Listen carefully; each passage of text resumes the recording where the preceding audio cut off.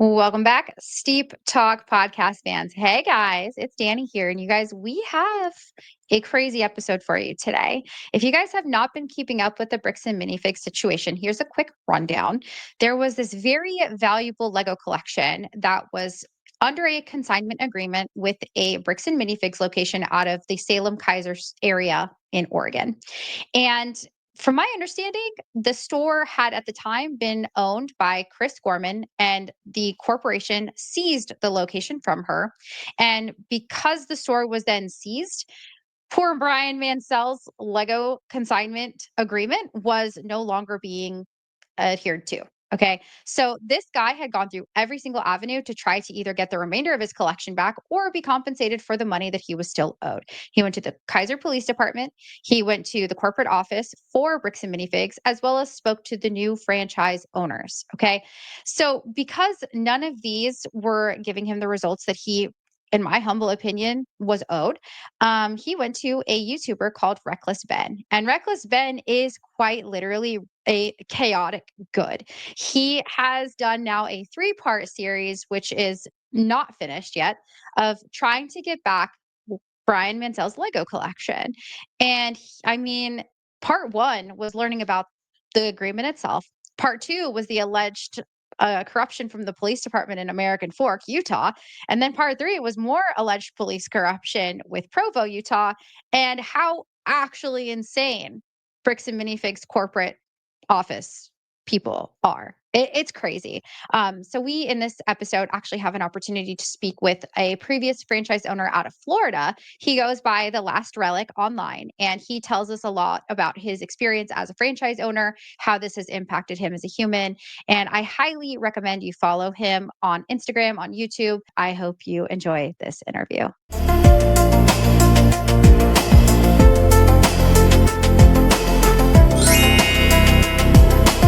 Back, Steep Talk podcast fans. Hey guys, it's Danny here. I am really excited because we have a guest here today. He's on this side. We have the Last Relic with us. Thank you so much for being here. Before we get started, though, I am going to give my disclaimer because I don't want to get sued. And I know that some of the folks I talk about are fairly litigious. And that's including you, Amway. Okay, I know you guys are watching me.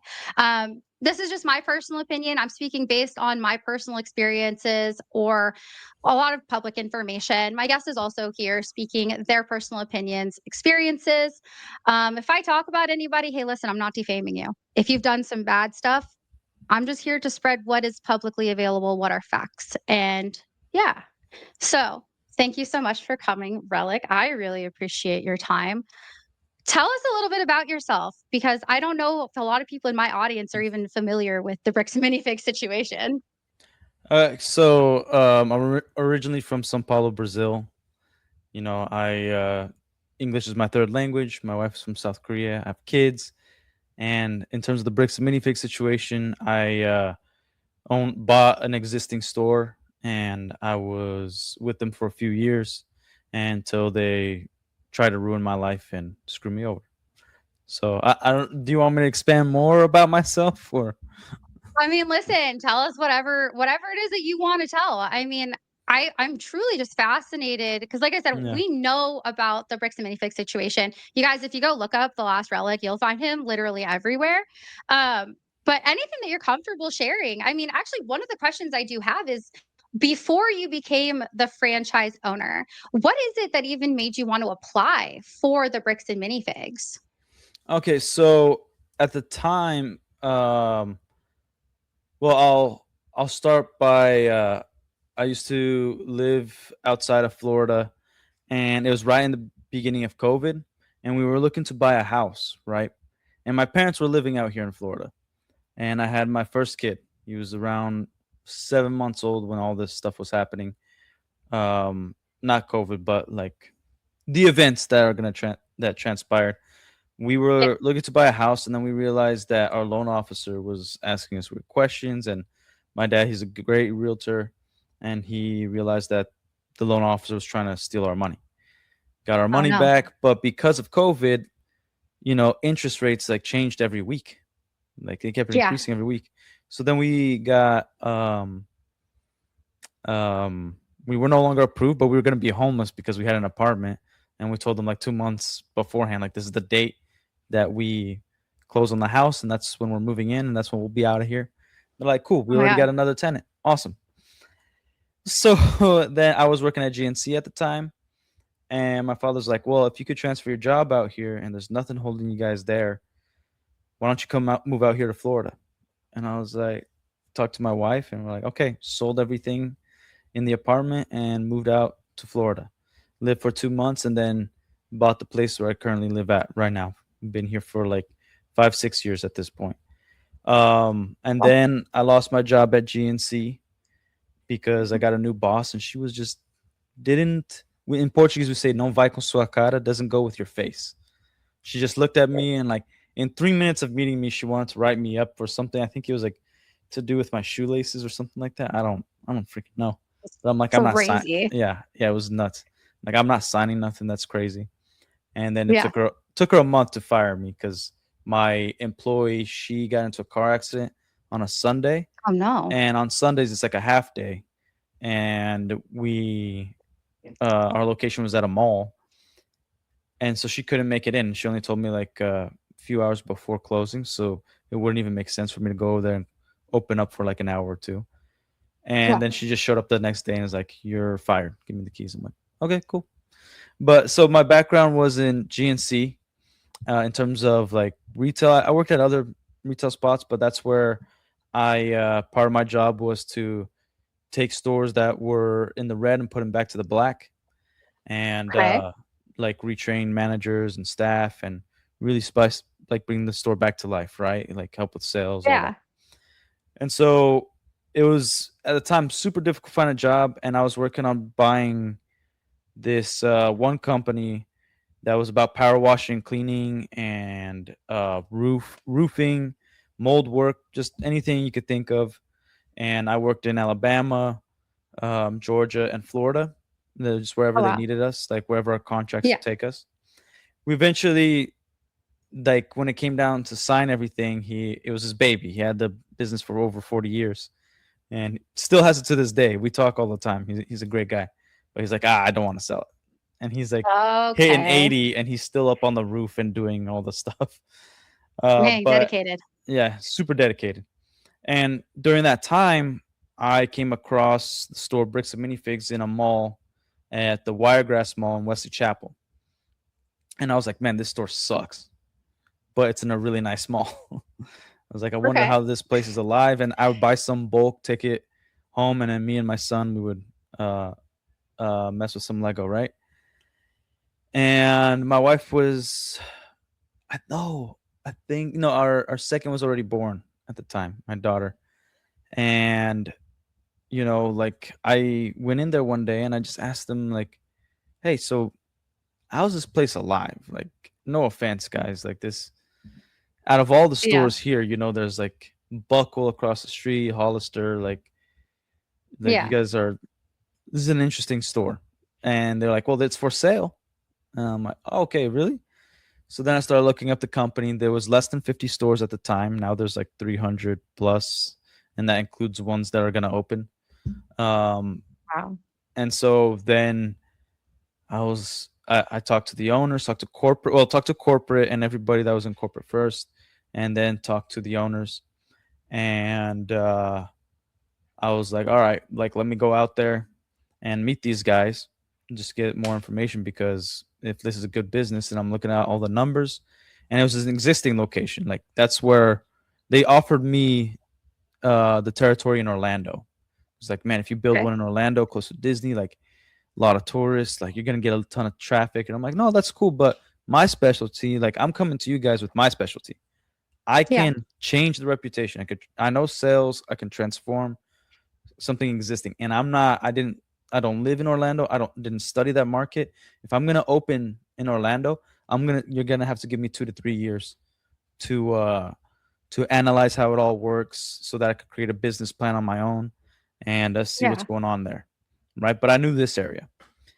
Yeah. And in like, and again, my franchise agreement was less than 80 pages, 85, including all the different state regulation stuff that I didn't live in any of those states, so it was all Yeah. moot to me. But yeah, it was a pretty good franchise agreement. A lot of protective language for them, but Mm. vague enough where I could come after them and they could come after me, and it could be pretty even fight, you know. Yeah. Because that's all a franchise agreement is to make sure that you guys don't sue each other and follow Right. Right. rules, right? In my opinion, but it's so in a matter of like a month or two, I purchased the store and we did really really good. I in the 2 months, the first 2 months I was there, that was the end of the year of 2022. I made sure that their store made higher sales than they ever did in the 6 years previous, or 5 years previous. Wow. Yeah, because that's what I know how to do. I know sales. I know how to change reputation, which was super difficult because they really screwed up beforehand. The previous Yeah. owner, not corporate, but yeah, Wow. So you went in and you're like, hey, this store is terrible. And I know that I can make this work. And yeah, you read the agreement. You're like, this is great. Was there anybody that you had to look over the agreement? Like, did you have an attorney or anybody else look over it yeah, just to yeah. kind of have a back and forth? I had an attorney. I also had my father. He was a CFO for 21 years at a Oh, franchise wow. company, and he was no longer with that company. And he, uh, obviously CFO, he accountant, all that stuff. He knew numbers, Yeah. and I showed everything. I was very open to it. And even my wife asked me, "Hey, like, are you buying this for a business or do you just want to play with Lego all day?" And I'm like, Yeah. Yeah. it could be both. But I told her, no, it's Yeah. for Yeah. business. Like, it's a good opportunity. At the time, it was. We made some good money, especially with my tactics that were very different than corporate's tactics and other bricks and minifigs. But yeah, the uh, it was like, as I said, like the lawyer said, like, oh yeah, like it's very protective language for them, but this is pretty standard, and it's vague enough and small enough that if you guys ever go to court, like there's ways to fight this particular agreement. He's like, any more than this, like if there was like another, I remember one of the lawyers saying if there was another like 15 pages of protective language, I would completely advise against it, and I would look into that company more. And I was like, oh, Really? interesting. But it's but that happens. That's actually very common. Like Okay. I know of some really big companies, like really big companies, of franchise agreements that I've read, that man, if you have like a screw out of place, you're gonna get fined. And I'm not Wow. even kidding, like a literal screw out of place. And there's Okay. particular companies in different fields that they need everything to be pristine, perfect. Like if you want to get into the hotel business, good luck. The details Sorry. need to Come here, be. baby. Sorry. Don't worry, your cat's just expressing everybody's thoughts on Hi. corporate. She's like, listen, y'all are talking about Legos and y'all are talking about mean people. Yeah. Wow. Yeah, Oh my gosh. Yeah, I've never been like a legitimate. I say legitimate because anybody yeah, who is in my audience knows that I was a part of the Amway Corporation and they tell mhm, you you're an independent business owner and they actually use franchising as an example of like yeah, what you're doing. You're a 1099 salesperson. Like that's literally it. But it's fascinating that the attorney told you that. So in retrospect, like looking back, like now, like with the agreement that there is now, I've heard that Crystals is over what 300 pages. yeah. That was Well, their like, agreement. yeah. So one of the reasons, because the lease was attached to it. Oh, So okay, so okay, it's actually like if you ever get a chance to talk to her, she'll be able to explain it better than I can. So I will avoid talking about something I don't know about. But sir. from Yeah, what she told me is that there was other things attached to it, and yeah, that's why it was so long. But regardless, it's almost triple the size of mine. So yeah, it was much right. much bigger. Yeah. And It's fascinating. one of the reasons that's similar our stories is that she was a manager at a corporate location that used to have an owner, went to corporate, she was the manager, and then she owned it.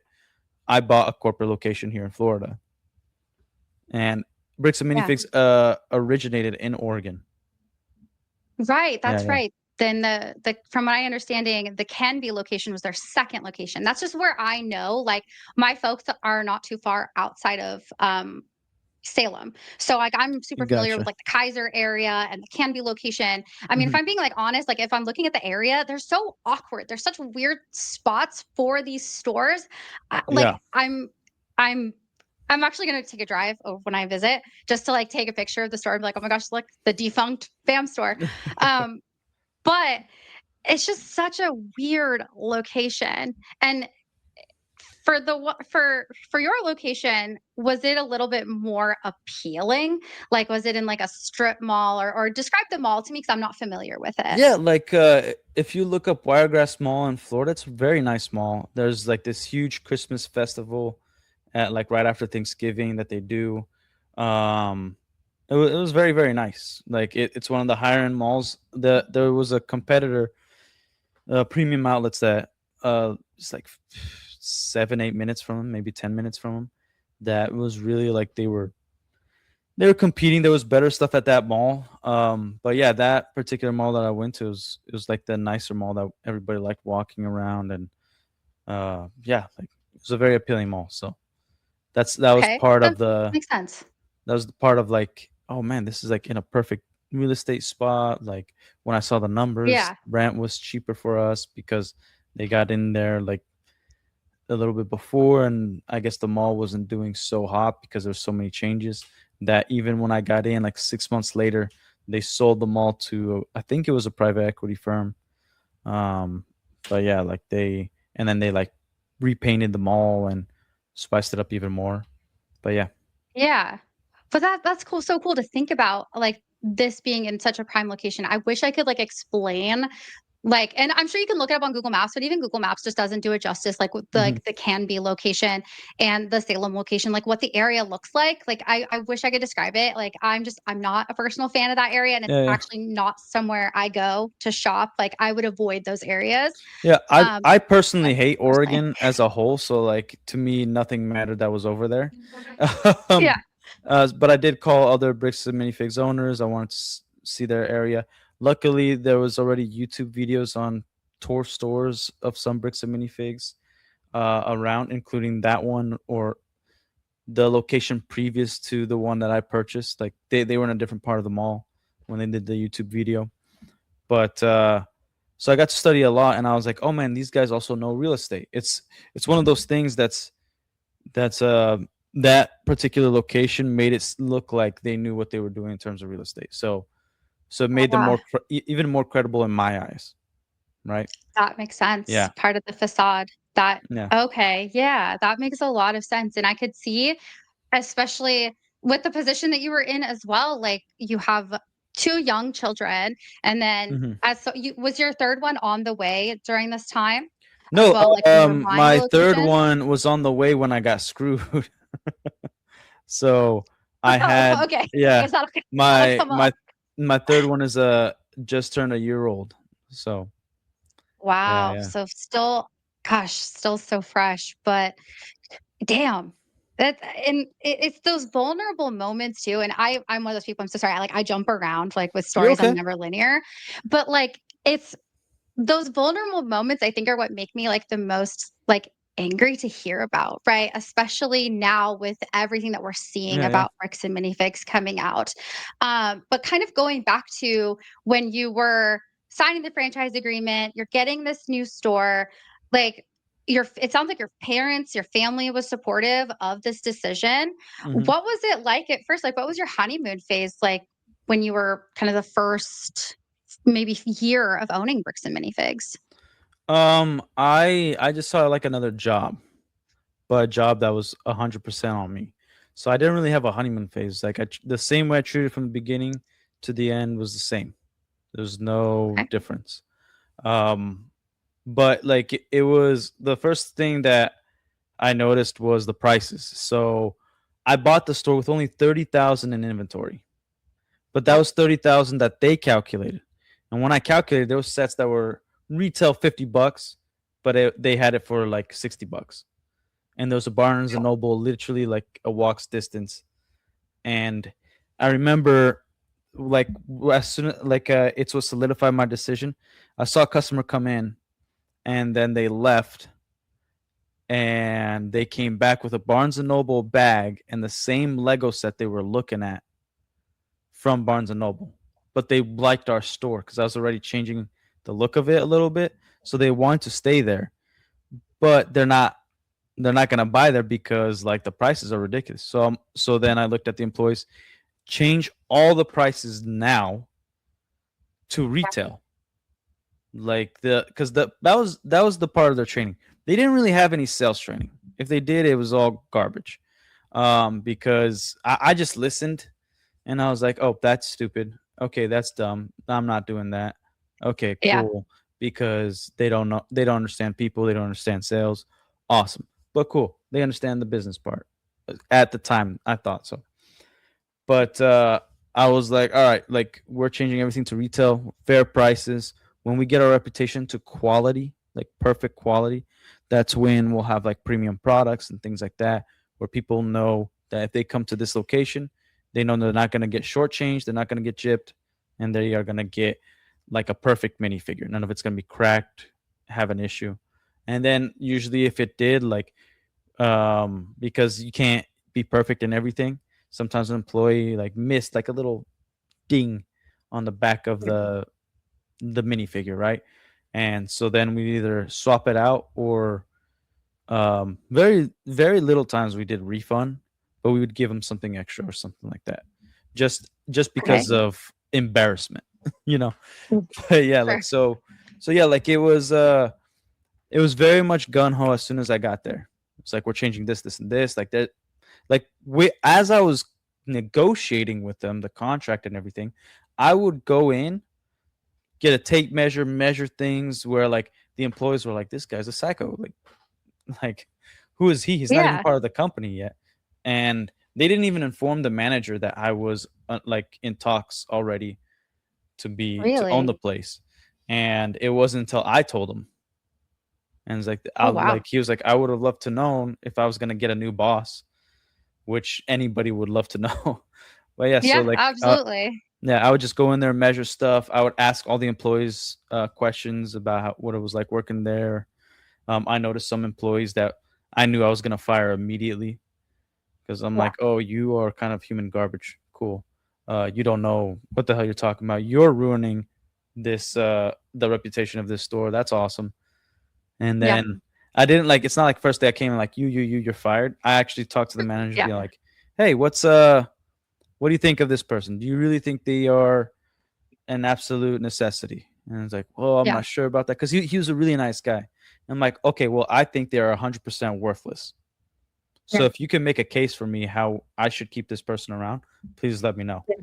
And it just came down to like, all right, like they need to go. And I told him, okay, you're gonna have to be the one to do it because he never fired anybody before.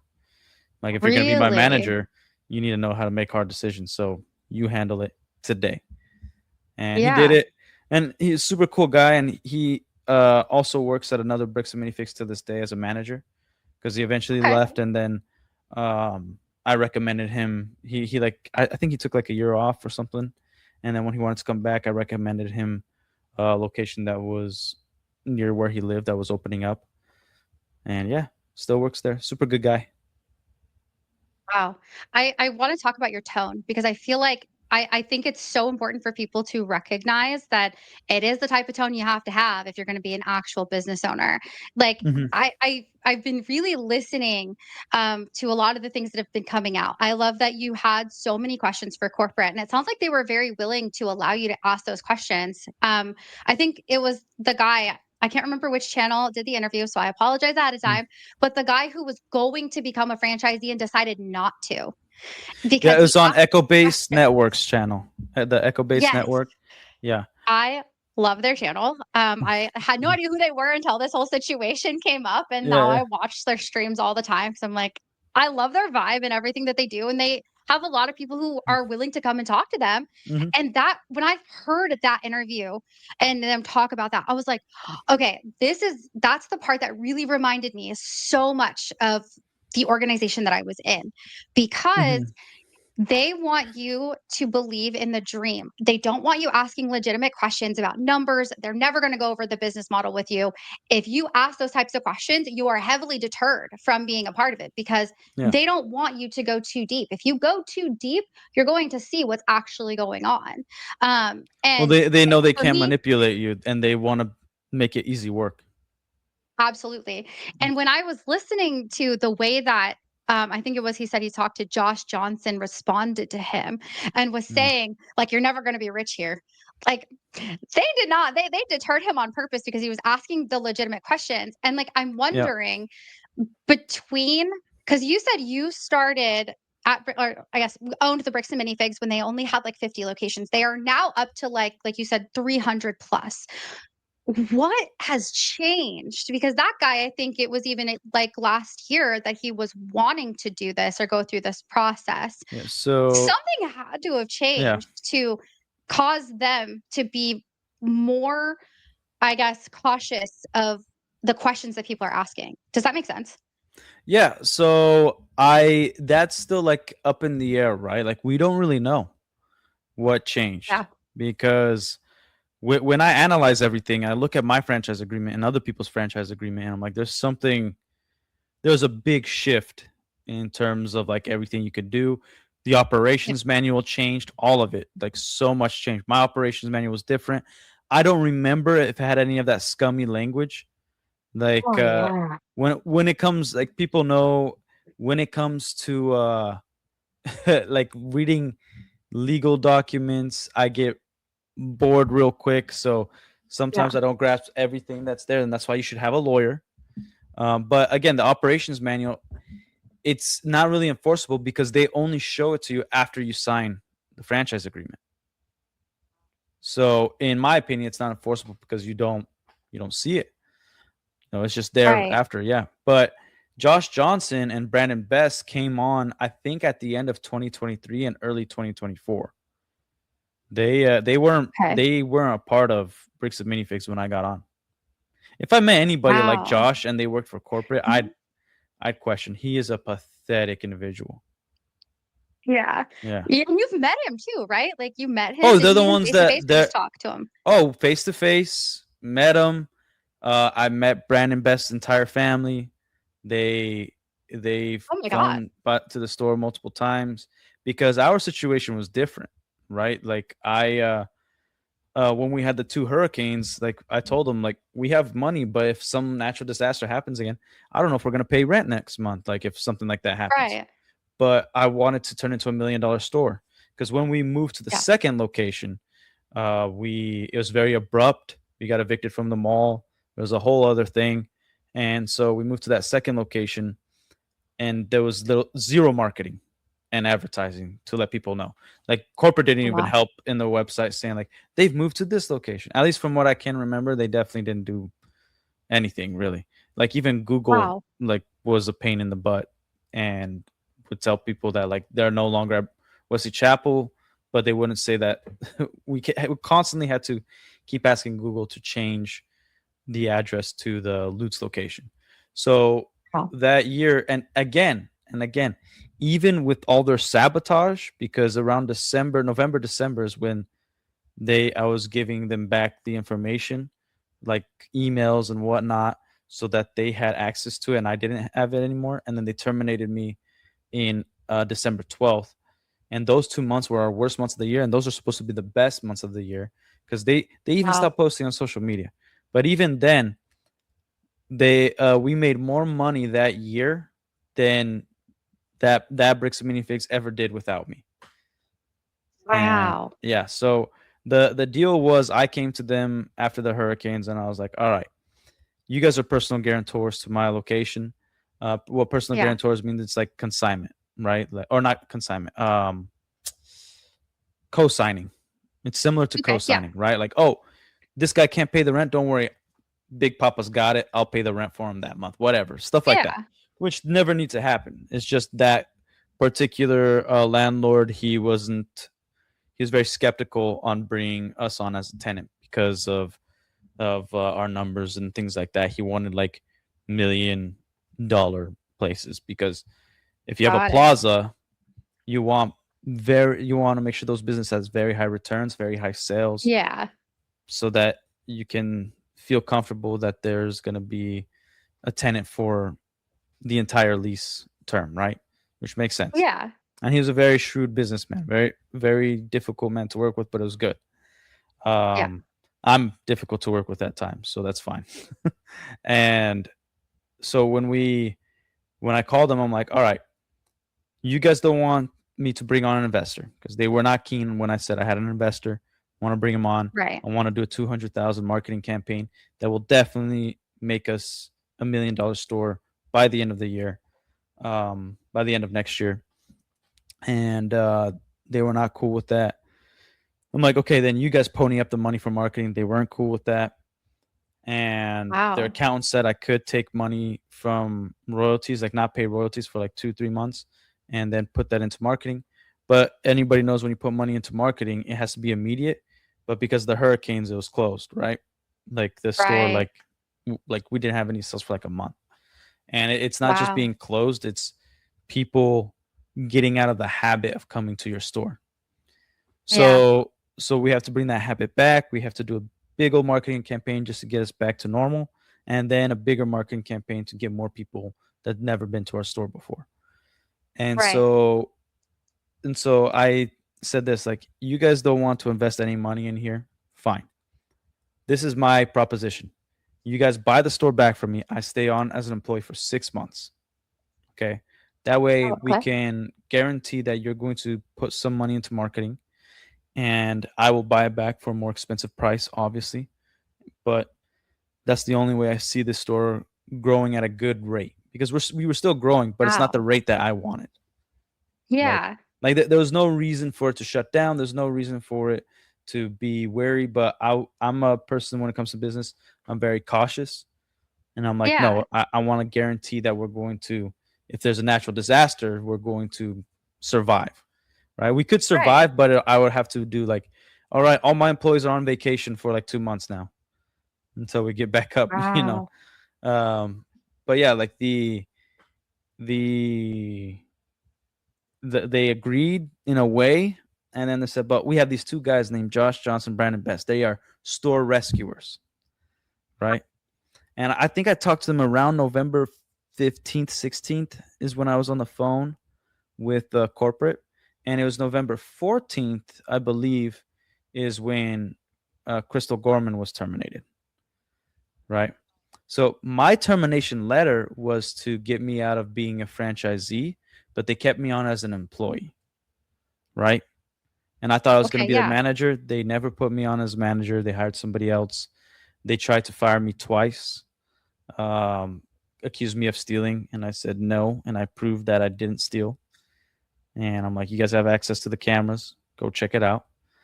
And I was like stuff to do, like for instance, the manager, his name was Carl. He was an older guy, solid dude. Yeah. And then I had a gaming chair, and it was way more comfortable than the chairs we had for him. I was like, yeah, feel free to Yeah. use it, man. I keep it in the store, no problem. And so it was like that stuff. Like I had my own stuff in the store still that Yeah. they accused me of stealing my own stuff. But yeah, they so the reason my situation is different isn't just that I stayed on as an employee. I still thought, even with the termination letter, since I was still there, we were still going to Yeah. negotiate the price, because till this day I don't have the inventory list that they came up with. Yeah, And Brandon you're Best supposed to told me, have a third. Sorry. Go ahead. no, so this is how it works, right? You make an inventory, you do your inventory, you send it to them. Cool. They send Brandon out because he's going to buy the store. He does his own inventory. If it matches, or if we agree on those numbers, then great. If we don't agree on those numbers, then you introduce a third party that we both Okay. Okay. agree Gotcha. on, and then they do it. Which, since they never gave me the inventory list, there's no third party and there's no disagreement, right? Because I need to see the inventory list. And Wow. and then later, when I talked to Ammon McNeff, he said that it was severely under what my inventory was. Therefore, there can be no monetary exchange. So they're gonna forgive whatever money that was left, uh, that I owed them or whatever. And I was like, no, send me the inventory list, and they never did. And then Wow. yeah, like obviously, like my full blown story is on the internet and everything, but I'm trying to give you like the breakdown, right? No, I appreciate it. And when they closed the store, um, it was around April 21st. Adam Brimhall was one of the people, and anybody who follows the story, you'll know that name. He was one of the people that was at the store, and they were allocating the sets and the inventory to other locations, which I didn't know about. And so they told everybody else first, but didn't inform us or my employees, so that they could go Wow. get jobs and all that. And then a few months later, my son is born, and I think it was 4 days, but it was definitely the same week. I know we got home from the Oh my God. hospital, and right after is where I got a phone call from the property manager saying that my name was still on the lease and I owed them rent. And I was like, the place is shut down. That nobody informed you. So they also not only not informed the public, the customers, they didn't inform the property manager because they Wow. closed the day after their names as personal guarantors were off the lease. And I begged them multiple times to take my name off the lease because I didn't own it anymore. And Right. it was still on the lease. And yeah, then when I told them that it was shut down, I'm like, if you defaulted on the lease, you owe us 500 grand. Holy So now shit. I'm freaking out. My wife, my mother in law is in town from Korea. My wife just had the baby. We got two other kids. I'm like, I'm not telling nobody until I have a solution. Yeah. So I was working at the restaurant at the time, like averaging 87 hours a week, whatever. And Wow. we're negotiating back and forth, multiple phone calls, but then it came down to like just pure honesty. And when I told him the whole story, he's like, look, I can't take your side or theirs. I could tell you, ever since they took over, they've been a problem. They're late on Wow. rent. They're always tough to deal with. But with you, we've never had an issue. Um, and so why don't you do this? Why don't you go clean up the location, and I could always find a tenant, and we could call it even. And that was like Wow. the biggest blessing. Like I knelt down, prayed, cried, everything. I was like, holy crap. Yeah. And it was just me Wow. being honest. Like that was the only saving grace, which is a good saving grace. I've always been an honest person, but honesty also bites you in the butt quite a bit. People don't like honesty, and True. Very true. especially liars. They don't like honesty. uh, Right. yeah. That's holy shit. So so let's Mhm. say the landlord was an asshole. Like let's say that he was just like, no, fuck you. Like your name was there. It doesn't matter. You would have been on the hook for $500,000. Yeah, yeah. So I would have to file bankruptcy. Oh Yeah. my God. So in Like your if we couldn't opinion, negotiate a timely manner for me to get him the 500 grand. yeah. Yeah. In your opinion, do you speculate that there was some sort of strategy behind keeping your name on the lease? Or do Oh, you think maybe 100%. it was a genuine accident? 100% because I don't know what kind of leaseholder, like, again, their name is on the lease. So if somebody else's store closes down and their name is not on the lease, don't matter, because that means Right. those owners have to take care of that lease Yeah. issue, right? Yeah. Um unless they transfer the lease over to them, because Wow. like they could theoretically pay for the lease while still keeping other people's names on the lease, because that's Right. what they were doing, right? Oh my gosh. And Wow. so yeah, like were trying to find a way to get out of it, because Brandon Best and Josh Johnson sabotaged the store completely. Sales were lower than it's ever been. I think Wow. there was one month that we did like 9,000. I know there was a month that we did, like the month of December we did 15, which was abysmal. Like the Yeah. year previous we did 80,000 in one month, and they Wow. dropped it down to 15 in like the first few weeks they were there. Oh my Um, God. yeah, like they stopped posting on social media. Never one marketing campaign, no advertising, nothing. Just we'd had an Instagram with a ton of followers, and then they opened up another Instagram like just out of the blue and stopped utilizing any of the previous social media that we had, that we've built up for the past like 6-7 years. You know, Wow. Store rescuers, huh? Store destroyers. in my Yeah. humble opinion. That's what it sounds like to me. No, Because no, like, it's true. They suck. yeah, that's crazy. And okay, so like I said, I don't know how much my audience knows about this Bricks and Minifig situation, but y'all need to go look at who the hell these people are. If you look up Josh Johnson and Brandon Best, probably more specifically Josh Johnson, the guy's a fucking clown in my humble Yeah. opinion, because Go the like way that watch this guy Reckless Ben. Reckless Ben's channel. That's how it all yes. started. And that was a big thing for me because when that happened, when I went to go clean the store, all the documentation was there. Like they left people's information out for trade sheets, food out. They even left product. It was insane. It was like, so I took pictures of all of it, still have it. And I try to contact YouTubers. No, and I try to stay in the pocket of Lego.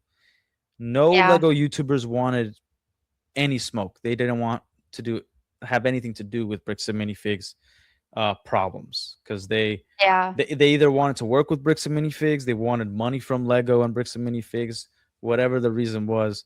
They're just all cowards. And it took Reckless Ben, yeah. somebody who knows nothing about Lego, never even touched a Lego, and he blew the story up.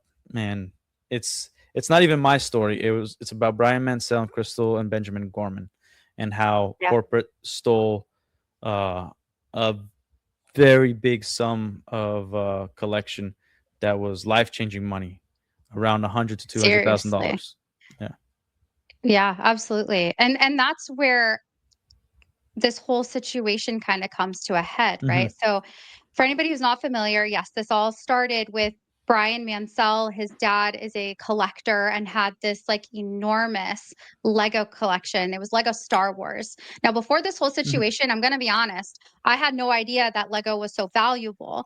And now learning more about it, I totally understand. And yeah, that like no one for sure knows right now, I think, exact numbers, but I mean, from 100 to $200,000, right, is what we're talking about. I mean, it could be $50,000 for all I care. 50 bucks, I don't care. Like that's like there's an amount of money that was owed to this man who trusted this company to Hmm. sell his dad's collection, and they I don't remember exactly why, and you might be able to answer this question, but I think they were selling it for grandchildren. Like it was So for other people. so Brian Mansell's father was collecting it for like his grandkids and things like that, Yeah, but then he got really sick and they decided to that's sell right. so Brian can help out his father with like medical bills and things like that. Right. Yes. Okay. Thank Yeah. you so much for correcting that. Yeah. So, but they had a reason to sell this entire collection, and you have to be passionate to have a collection for that long, to be that extensive. Like, I would imagine that Hmm. somebody who goes in there is. I just envision a person who has a big heart and is like, this is my hobby. Like, yes, of course, I'm selling it for financial gain for a reason, but it's also there's so much sentimental value Yeah. to this collection, and for this company to have just like emotionally and possibly financially, I don't know for sure, allegedly financially, like demolish this man and his dad who's elderly and sick to the point where he couldn't even tell his dad what the hell was going on. So corporate kind of Hmm. came along, and the owner of the store at the time, her name is Chris Gorman.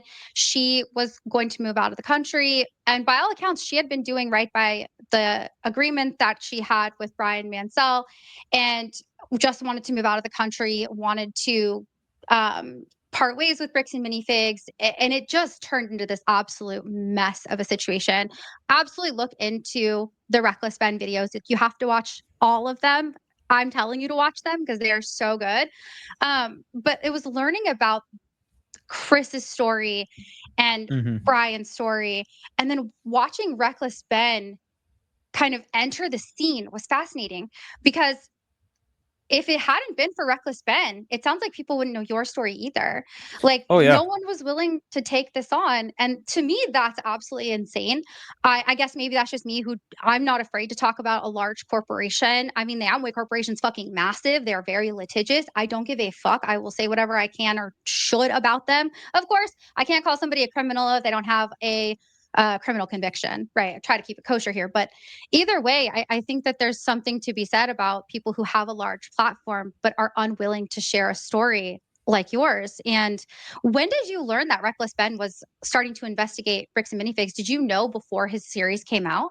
I did. I was like, oh shoot, like again, I didn't know. I saw the banner over the the store location, over the sign, like these people stole the life savings, whatever. And I've heard about this guy Brian Mansell, not through Bricks and Minifigs, but other people that were like it was on the local news, I think in Oregon or something like that. It was like an It news was. article, Yeah. and I was like, okay, interesting, like that. I wonder who was involved. Like, was it that particular location? Because I was also thinking, was this Crystal's location? And without remembering her name, because the first story when I asked Brandon, because Brandon and Josh were trying to make me a partner, that was like Okay. so that I either at the end of it like became a partner with them or bought it back fully, or Yeah. they kind of wanted me to be a store rescuer as well or whatever it was. That's like the first talks we had, and so I asked Brandon. I'm like, all right, Brandon, like, how many stores will you rescue? Can you give me some scenarios or whatnot? And he's like, oh man, like we just rescued this one store where the owner, she was using it for like her heroin addiction, like selling Legos for her heroin, and like had a bird that was flying around, crapping everywhere in the store. And I'm like, dude, that's no way, that's crazy, man. And at the time I believed it. And again, like the crazy thing is, even after it all happens, you play this game in your head where you think you're the crazy one. Because I thought I was the only Yeah. one that got screwed, right? I thought I was Right. the only one. I was like, what did I do so bad that these guys felt the need to try to destroy my life? Yeah. Like, it's one thing like to think I'm not great at business, and we can discuss that. I like in hindsight, yeah, there's things that I could have done better, whatever, but nothing that would either make the store unprofitable or damaged or anything like that. So we could have disagreements, that's fine. But then after the fact, trying to destroy me and putting me $500,000 in their debt, just keeping my name on, like, it was, you go crazy because you also, I built a relationship with these guys, like not Josh Johnson and Brandon Best, but especially with Matt McNeff and Ammon, and mainly with Matt McNeff. I'm like, dude, we have, like, I thought we were also friends. Like, Yeah. I wasn't just a store owner that was would call and ask about the store, and we made jokes, like we played video games together, we would just call each other, like just shoot the crap, like not talk about business, just talk Yeah. about life, hang out, whatever it was. And I'm like, all right, cool. Like, it was just like that. It was very simple. So Yeah. um it was like an added psychological like damage where it's like, why did a friend do this to me, Yeah. and after everything I did for, here's a funny thing, there's a guy in corporate who's no longer there. One of my recommendation letters, like, again, I thought they thought very highly of me because one of corporate's recommendation letters of me to the landlord was saying that I, Last Relic, is like the Big Mac to their McDonald's. Oh, And wow. I even Well, showed it to all my very employees, and yeah, and they clowned me for like 2 months calling me the Big Mac. Like, Big Mac has arrived. Like, the that's Big Mac is here, hilarious. yeah. Or like if somebody asked like, "Oh, is the owner here?" Like, they're like, "Yeah," and then they would just yell, "Yo, Big Mac, somebody here for you!" Like, so yeah, it was funny. Wow. Yeah. And was this guy maybe not the type of guy to give compliments often? Oh, not at all. Like, he never really gave. We were always chilled, me and this guy is no longer at corporate because he doesn't agree with how it was being run. Even before all this stuff, he didn't know about this, like what happened to me. Yeah. But he's a super nice guy. I still talk to him whenever I can. It's been a while, but yeah, he's a chill dude. Wow. And Yeah. that's yeah, and that like I love that. And I love that he left, on his own accord, it sounds like, just because he doesn't like it. And honestly, shout out to anybody who's willing to leave a company because that's a big decision. I definitely understand where people are coming from when they're Hmm. like, I might not agree with corporate, but I need a job. I have maybe a family, pets, a home to care for. Like, it's not easy. It's a privilege to be able to just be like, I'm done. I have to go. Bye. People can't Yeah, just up and leave their like jobs. he They he have to had a stay. he had a job, like these franchisees, they own the spot. If they try to leave right now, like, again, everything has to be proven. People say like, oh, they're doing all this illegal stuff, like, so like contracts are not enforceable, and owners can just leave. Like, no, if something is said to be illegal, it has to be proven that it's Yeah. illegal. So until the case of Crystal Gorman, the case of Reckless Ben, all these cases have reached their conclusion, and whatever that is going to be, then the owners may be able to make a abrupt decision. But right now they got to Yeah. play the game because they're going to get Absolutely. screwed. Like, people don't have time to get screwed and wait for justice, you Absolutely. know? Yeah, and it's not fair, the things that they're being put through. And speaking of Yeah. franchisees, I kind of want to talk for a second about like, and I know I'm probably going back to this, and we talked about this just briefly before we started recording, but their viewpoints that they have towards corporate and the people who might still be diehard anti Reckless Ben, anti Brian Mansell, anti Chris, like just blaming everybody but corporate. Um, I think heavily about are you familiar with the bite model? Explain it to me.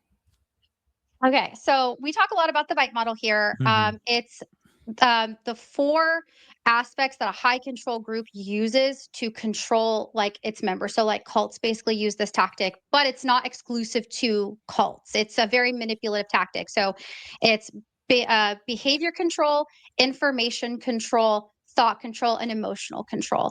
It was created by Stephen Hassan, who is now a cult expert. He was in a cult, I believe, in like the mid 70s, and when he deconstructed, he went and got a PhD and is an expert in cults. And there's all of these different aspects to the bite model. In fact, I have it right here. So that way I can pull it up. But there's different portions of it that I personally see being applicable to be able to control the narrative for people to still believe whatever it is that the McNeffs are sharing to them. Is it possible, just maybe based on what you know or have heard, that maybe franchise owners are being discouraged from, don't look at the media, just, you guys have a positive relationship with us, like you guys know us, like just that kind of dialogue to maintain the narrative that it really is Reckless Ben who's the problem?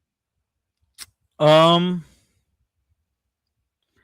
So the statements they've put out to the franchisees go along the lines of like, "Don't talk to anybody about the situation." That's what it goes to. They can't stop anybody from looking at the media. I don't know if they've said like, "Stay away from the internet, stay away from YouTube," any of that stuff. That I don't know. I know they put out a statement saying that, "Hey, a lot more things are going to come to light. Like, you're going to hear about this stuff." And they even laid out like the levels of how things happen on the internet. So you're going to get backlash, and then it's going to dumb down to this, then it's going to calm here, it's Yeah, going to escalate here, whatever. And they were like prepping the franchisees, right, after, especially after the first video. yeah, But they they are aware, like they will definitely watch this video for sure. yeah, They're aware of anybody who's talking, who's making videos. And how do I put it? They favor other owners above other owners, right? Because the other thing is, like, what people don't understand is all strategy. There's an exit strategy in every scenario. Like, any, I don't want to call them good business owners, but they understand what good business is, and they just refuse to do all of it, right? Because they're bad makes at sense. business.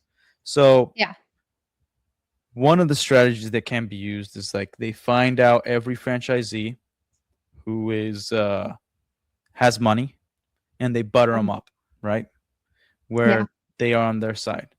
And so if other really good real estate franchises or other franchisees that are doing well want to back out, they could terminate, and then that franchise owner can then purchase that store because they got the money to do so. and they want more money Yeah. because they believe in the brand and they believe in the McNeffs. And even if they don't Right. believe in the McNeffs, they don't care what the outcome is because they know how to make sure Bricks and Minifig stays alive under them, or Yeah. their locations will stay alive under them, and they are on whoever's side that wins. So Yeah. there are people that are franchise owners that are 100% on Bricks and Minifig side, because again, like, not every franchise owner can be on the internet watching all these interviews, watching everything that's going on, so they hear enough to be informed. But Yeah. it's that thing of like, I always give this like, people were hearing about this story before Reckless Ben, right? But it wasn't until Reckless Ben's Yeah. video came out that it blew up. And there Sure. was, I don't know the name. I'm not into the NFL or sports in general, other than mixed martial arts and Formula One and the World Cup. Not even soccer anymore, because ever since South Africa World Cup, that was an embarrassment to Brazil. So like, I'm out. But and I hate Neymar. I think he sucks. But the overall thing is like this: there was this NFL player that him and his girlfriend got into an argument in the elevator, Oh, yeah, yeah, and yeah. I think this is Ray Rice. yeah, I don't know, but yeah, they got into the argument in the elevator, and she hit him, he hit her, and it was pretty brutal. And the story came out, and even she was like, "Oh yeah, I crossed the line." They were still together, and they're like, "Yeah, like, my bad." And everybody was willing to forgive and be like, "Okay, yeah, here's a suspension for like a game or whatever it was." And then when Yeah. the video leaked, everybody went into an uproar because they Yeah. got to see it. There's a difference between seeing something and hearing about it. So a lot of Yeah. people, that they'll be okay with a tragedy. They'll just hear and be like, "Damn, that sucks," and then walk away. Then they're in an uproar when they see it, but it's almost like disingenuous. I'm like, you guys heard about it and you didn't care until Yeah. you got to see it. I get it's a psychological thing, but like, come on, that's crazy. And Yeah. so and then he was like banned for a season or whatever. So then he got Mhm. even a harsher punishment, even though the facts never changed. It's all the same. So yeah, like that's the effect it's having right now. Is it's also affecting those owners. So they're not really seeing it; they're hearing about it, and the facts are Yeah. like enough for them to be upset, but not enough to mistrust the corporate. And those who are Yeah. actually on the internet, they are or feeling the effects of lower sales. They've probably had time to go on the internet and realize, oh shoot, the McNeffs are a bunch of bastards. Right. Yeah, Wow, that's a good example. Yeah, it is Ray Rice. I do believe he played for the Ravens at the time. My dad's like a really big NFL fan, so yeah. like I know a lot. But the story in particular was fascinating for me just because of the time frame it happened in like 2014, and that's kind of amidst the time that I kind of Hmm. began my TV relationship, and that's just something that stood out and an incident that had happened. But Yeah. it's crazy to me that yeah, it wasn't a big deal until people saw it happen. And I think Hmm. that's a fantastic example. And I think that you as well, and I think it was when you had in one of your interviews, I believe it was when you most recently were on Echo Base Network, but you said that they're master manipulators. Like, and that's the thing is that these people, and that's why I always come back to the bite Oh, wait, model, just did because I I feel say like that? I think so, yeah, because it was the conversation in the context, from my Hmm. understanding, was um, if if the store goes out of business, they're still going to be able to sell to someone else because they're really good at being able to manipulate people into maybe believing in the franchise. I think that was the context of the conversation. Yeah, yeah. Like, I pointed out that they're very good with words. Like, the point was making of like the naive people that could still sign on, because not everybody's on Yeah, the internet. Just because we're informed doesn't mean everybody else is informed. Like, for instance, absolutely. my dad looked over the contract. He even had conversations with Ammon and Matt McNeff. He doesn't like them, and obviously he hates for what they did, but he doesn't know Yeah, this whole thing about Reckless Ben. He has a life. He's got to go handle business. Like yeah, he doesn't even know I'm on YouTube. You know what I mean? Like, that's how yeah, this story. When people are like, "Oh, it's blowing up," no, it's blowing up on the internet. And the yeah, internet, even though it's a very big place, still there's a lot of people that are not gonna know. You're gonna go to a grocery store and they might not know nothing. Yeah, Like you're not absolutely. gonna you're not. It's very different. So I was letting people know, like, yeah, people that sign on in the future might not even ever hear about the story. And Right. let's say somehow, like let's say Reckless Ben wins, but somehow the McNeffs are still leading this company. They could still find franchisees. There's 6-7 billion people in this world. You don't think they could find people that they'll never Absolutely. hear about this story and sign them on? Yeah, like Absolutely. Yes.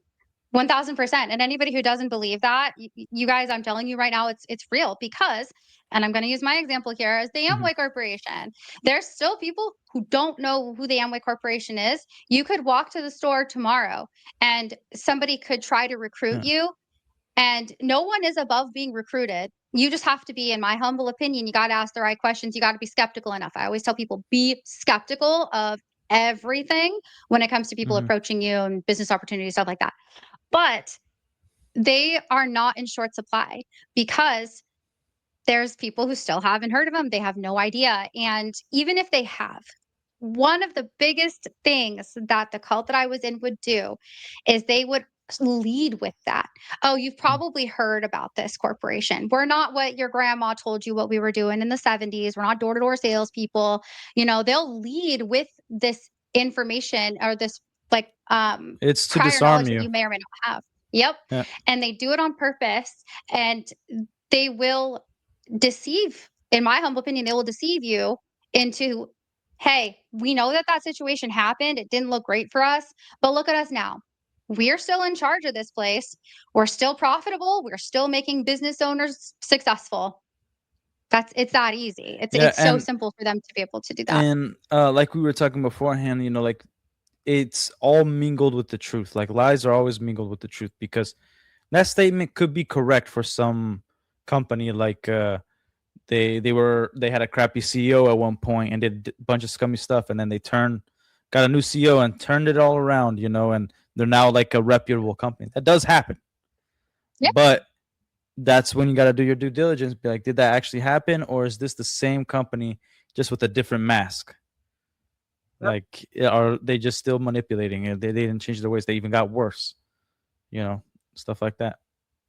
absolutely. Yeah. And that's the biggest piece that I hope people will take away from your story, from Chris's story, from Brian Mansell continuing to fight this, even though he's like, I feel so bad for him. He's just kind of there in like the background, like it's all about him. And it, all he wanted was just his collection back. Like, hey, Yeah, I signed this agreement. I wanted this. Like, it's so simple like that it's turned into Reckless something so big. Ben. Reckless Ben did come out in one of the podcasts. He did said that Brian has been made whole, and I don't Oh, know. okay. I don't know if that means that Bricks and Minifix settled with him and paid him out already. But I think if, in my opinion, if you're made whole, then you probably sign something where like you can't speak on a lot of this stuff that's happening until all of it is Yeah, finished. So, true. um, if Reckless Ben said that he's been made whole, awesome. I haven't Yeah, heard, like, I absolutely. think Brian Mansell's being smart, not saying anything. I'm not suing nobody. I'm not being sued. Even if I was sued, I'd still freaking keep talking. Like they Yeah, can't. Yeah, I don't believe in the legal system. I believe if you're dishonest and you have money, you're gonna win. That's my personal I belief. think So, I agree. Absolutely. It's really unfortunate these large corporations that are able to continue taking advantage of people. And that's really the basis of my channel, my podcast is to mhm, spread awareness because you can be people can be easily swayed, whether we want to believe it or not, whether we want to think that we're in a vulnerable moment or not. We won't know until it's hindsight. Then you're like, oh shit, no, I was vulnerable. I did, all these things. Or you're a person who has the forethought, but there's a manipulative corporation that is in control. Like nobody is above being manipulated in these ways. And I think my biggest takeaway from hearing the stories from the franchisees, from hearing your story, from mhm, hearing Crystal and anyone else willing to, is just like I'm hopeful that people will ask more questions and really Yeah. dive into it. But I mean, it sounds like you asked all the right questions, and these were just people who, in my opinion, had like just bad intentions. Yeah, like, and that's why I used to point out. Now I don't even know. I used to point out like I don't know when they to put a Star Wars reference turn to the dark side, right? Yeah, Because when I came on, everything seemed pretty solid. There was no John Johnson, there was no Brandon Best, there's no um, extensive legal documents. You know, they had some bad apples in terms of other owners that I met. I'm like, oh, you guys, you suck. And yeah, yeah, and I did my due diligence, looked into their family, you know, like anybody that was part of it. So I knew some things about Dan McNeff, um, and talked to them about it. And again, like at this time, like you would do things not only with corporate, but with Matt and Ammon. You would talk to them quite a bit. yeah, And so, so there was more transparency, I guess. yeah, There was no like, oh, you're not gonna get rich doing this or anything like that. There was more just like, hey, yeah. look, your success is up to you and stuff like that. And it was pretty simple things, you Right. know. So yeah, Yeah. like So is they it didn't hard even to have kind of, official bulk tables, like stuff like that. wow. Like it was very, it almost felt like beginning stages of a franchise. Right. And so do you feel like it can be kind of hard to see if they had these ill intentions? I mean, obviously nobody will know, right? But like to from the beginning.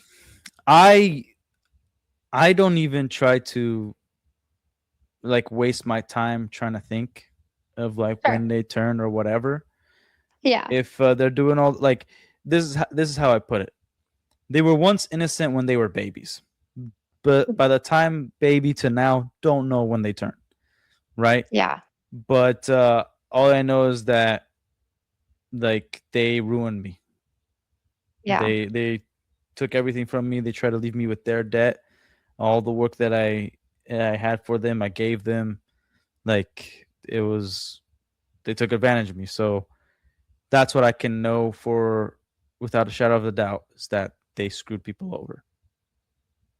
That so Yeah. like I, because like not like 2 months ago, June 1st, Matt McNeff gave me a phone call and said like I'm calling you as a friend, but then immediately threatened me, being like, if you tell your story, you know it's not gonna be good for you. We're gonna have to come after you or whatever. And I'm like, well, you could suck it because I already talked to Reckless Ben and I'm already in one of his videos. So have fun. And you can't take anything from me because you guys already did. You already took everything from me. So Yeah. like, how are you gonna do that a second time when I got nothing? I And know. and that's where like, and recently it's been making me believe him less because I try to give him a little bit of credit. Like halfway through the phone call, he said like, "Let me take it off recording," and he said that he didn't know about the whole personal guarantor and closing down right after I was off the contract. And so that's when I thought like, oh, maybe Emmon's not telling him everything. And then he tried apologizing, and then I told him like, look, Matt, I can't believe in you because of everything that Yeah. happened to me. Like I wish I could, but I can't even allow myself to get to that point. And to be honest with you, you're one of the owners and you didn't know about this. That makes you incompetent. Yeah. And yeah, and then the phone call was like an hour long, and I was trying to be very composed. I might have used some words that you probably wouldn't like on this channel, but yeah, and yeah, so like that's where like even with all that, there was like a little glimpse of like, oh, maybe he ain't, not that he ain't all that bad, but like, oh, maybe there's a possibility that he's like the odd man out. Right. Like Right. Ammon is the older brother, maybe he's like manipulating the little brother, but now that we're a lot more things are coming to light, and from what the phone calls I've received about how this particular person talked to other individuals, I'm like, okay, yeah, I can't believe in any of these people. Like, I shouldn't even Wow. allow them one opportunity, one shred of opportunity for them to explain themselves because they can't. Like, Yeah. they're complicit in all of this. They are the ones that wrote this operations manual. They've allowed it to go out. It is disgusting. They are the ones that screwed over these people. They could have put a stop to all of this. They could have put a stop to the lawsuit. They could have made Brian whole. They could have been um, they could have kept this in house. They could have been a great brand, but Yeah, they're just trash. absolutely. And I'm trying to be more honestly, tame here, like, because if I get a little more you're good. excited, words are gonna come out that, like, No, you know, you're good. You're good. I do appreciate though yeah, your willingness to refrain from any yeah, language. But honestly, it is. I struggle with this too. yeah. Is where does brainwashing start and responsibility be, or where does brainwashing end and responsibility start? Because I, in a similar sense, like I've never been a fan of Bricks and Minifigs or anyone for that matter. But I relate to this so much in the relationship that I had with the cult that I was in. I mean, like I always just like how much do they actually know? Because I know a lot of them don't know what they don't know. Like there are people who have joined the business that I was in, and Hmm. I use quotes here, business, um, who were in for 13 years. The most recent lady I spoke with, she was in for 30 years. She did not know that a majority of the money that these people are making does not come from the Amway Corporation, but it comes from the tools side of things because they don't disclose that information to us. And Hmm. it's it's it's really hard to reconcile that in your head because it's like, okay, so if this woman who was not high up in this business, she was just a what I call a base level person in the pyramid of people. If she didn't know, how far up do I have to go for people to actually know? And I think that when did they find out? And what is the like what level of manipulation are they under? But then I have to remember like it doesn't matter because they're still responsible for their actions. They're still responsible for harming as many people as they have. And that's where I connect so well with this story and why I am so grateful for the opportunity to get a chat with you because I really feel like unless somebody's been in a similar position, it's almost hard to understand that mentality and immediately just want to criticize, if that makes sense. Yeah, it's because it's also, you've gone through the process of forgiveness, right? That one of the Mhm. things was you had to forgive yourself. That's the biggest part. Very difficult to Yeah, do. It's one of the most difficult yeah, things you'll ever do in this life. And so then you kind of have a little bit more empathy and sympathy even towards the people that hurt you. yeah, And it's it's really hard to keep that line because you shouldn't ever trust them again. But yeah, like you constantly feel like I could still trust them because if I forgave myself, I apologize, and yeah, they could also be forgiven. They can also fix their life and come back to the light or whatever you want to call it. yeah, And so with a where regardless if you're involved, it's that old saying, like, the path to hell is paved with good intentions. yeah. Like, you're still responsible for your actions. Now, you like, ignorance isn't bliss. You Right. If you're ignorant, like, you're not asking the right questions, like, that's on you. That is on you. Like, for instance, when I was Yeah, studying about this, we you should always ask the question of a conversion. What's the conversion rate? How many people fail when they yeah, get into this business? If any business, and it might be true, but if any business claims that nobody's ever failed, yeah, that there's a red flag right there. Now, red flag can be overturned, obviously, because it's possible. mm, But you got to do your due diligence. Like, who has ever been screwed over by the company you were a part of? Um, let me go talk to them. Let me go see their experience. Let me see if, like, oh, you weren't screwed over. You actually did stupid stuff and then you were kicked out. Okay, cool. But mm, you were screwed over. So tell me about your story, because I know that you were screwed over. Like, how did they hurt you? And yeah, then you could see if, like, oh yeah, it was unfair what happened to you, but I also see from this perspective on the business side of things, and mm, there's that game too. And then there's the people like me and Crystal and some others that, like, oh, you were royally screwed. Your numbers were good. yeah. There wasn't any issues. There was no problems, and they just decided, like, one day, hey, you're a problem now. F you and get out of here. Right. and Yeah, that's it. absolutely. Yeah, absolutely. And I think that there's a lot of validity and I think it's less who he does constantly say he's like not everybody should own a business. And that's where I also kind of see the way that Bricks and Minifigs operates is similar to an MLM or like the corporation that I was a part of is just because that's absolutely true. I'm not business owner like material right now. There's no way. Could I be Mhm. taught? Maybe. But Well, that's the point of a I, franchise. Like, it's especially a smaller franchise like Bricks and Minifigs. Where the average somebody's gonna make, if they follow the Bricks and Minifigs model, which is stupid, is gonna be around anywhere from 3 to 600,000.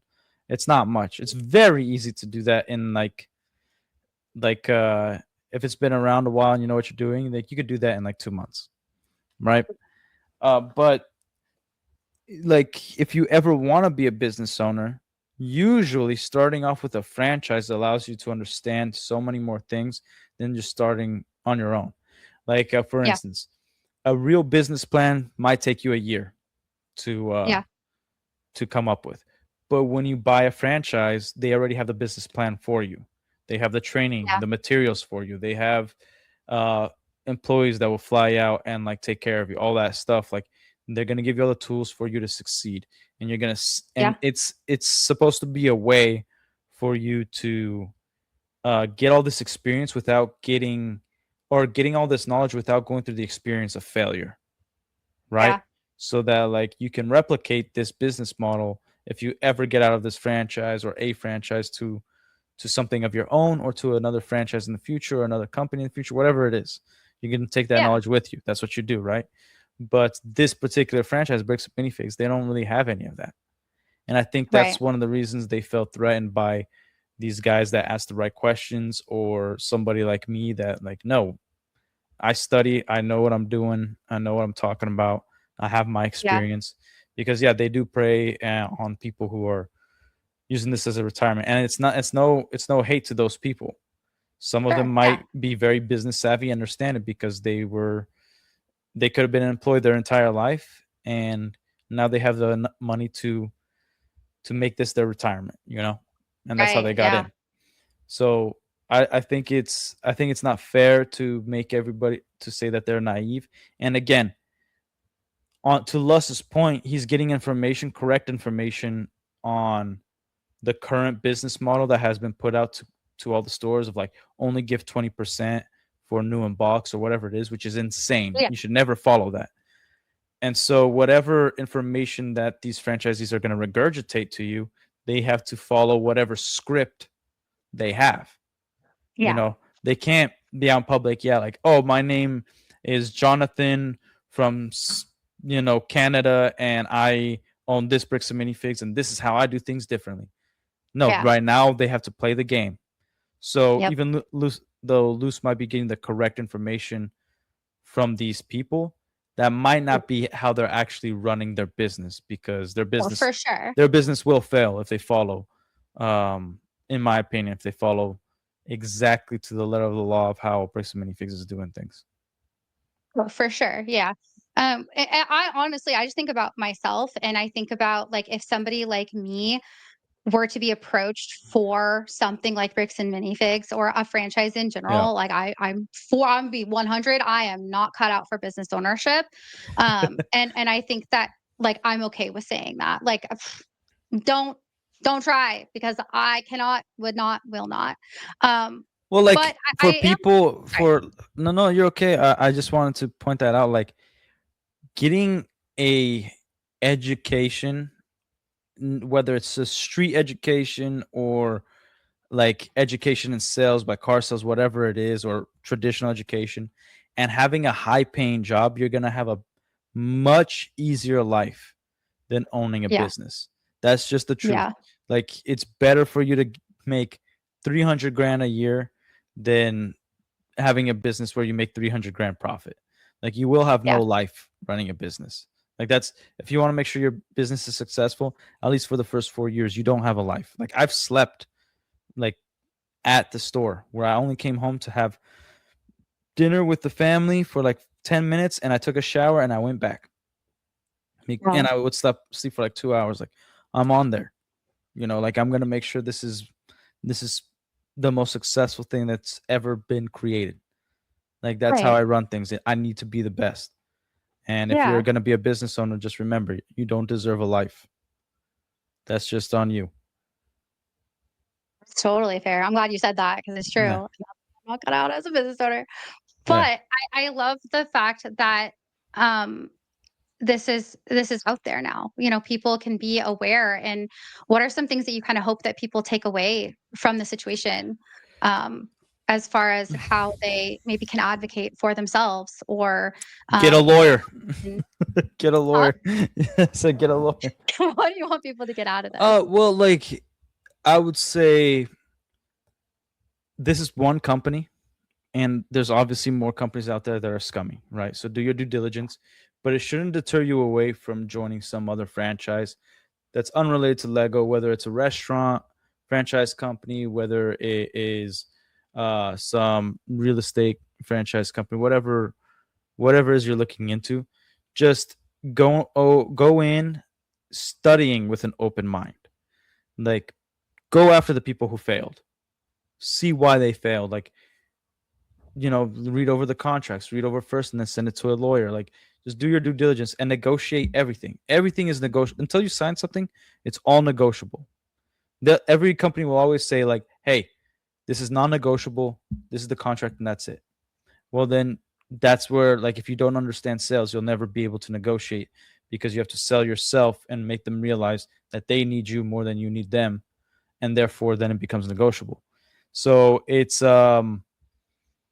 in terms of advocating for yourself, like you obviously should have the confidence, but you should also be extremely humble, even if you're doing well in whatever area of your life, so that you can like nobody can get the drop on you, because being humble in part of business is a difficult thing, but it's important for you to realize when you're doing something wrong and when you need to hire somebody that may be an expert in a certain field that is going to complement your ownership because you Yeah. can't know everything. You should understand everything, but you can't know everything and how to attack everything. So when it comes to business, like I wish there was a crystal ball to tell you these are the honest people you should trust. But in Yeah. honesty, the only person you could trust is yourself, and learn to have a good gut that you can trust. Train that gut feeling.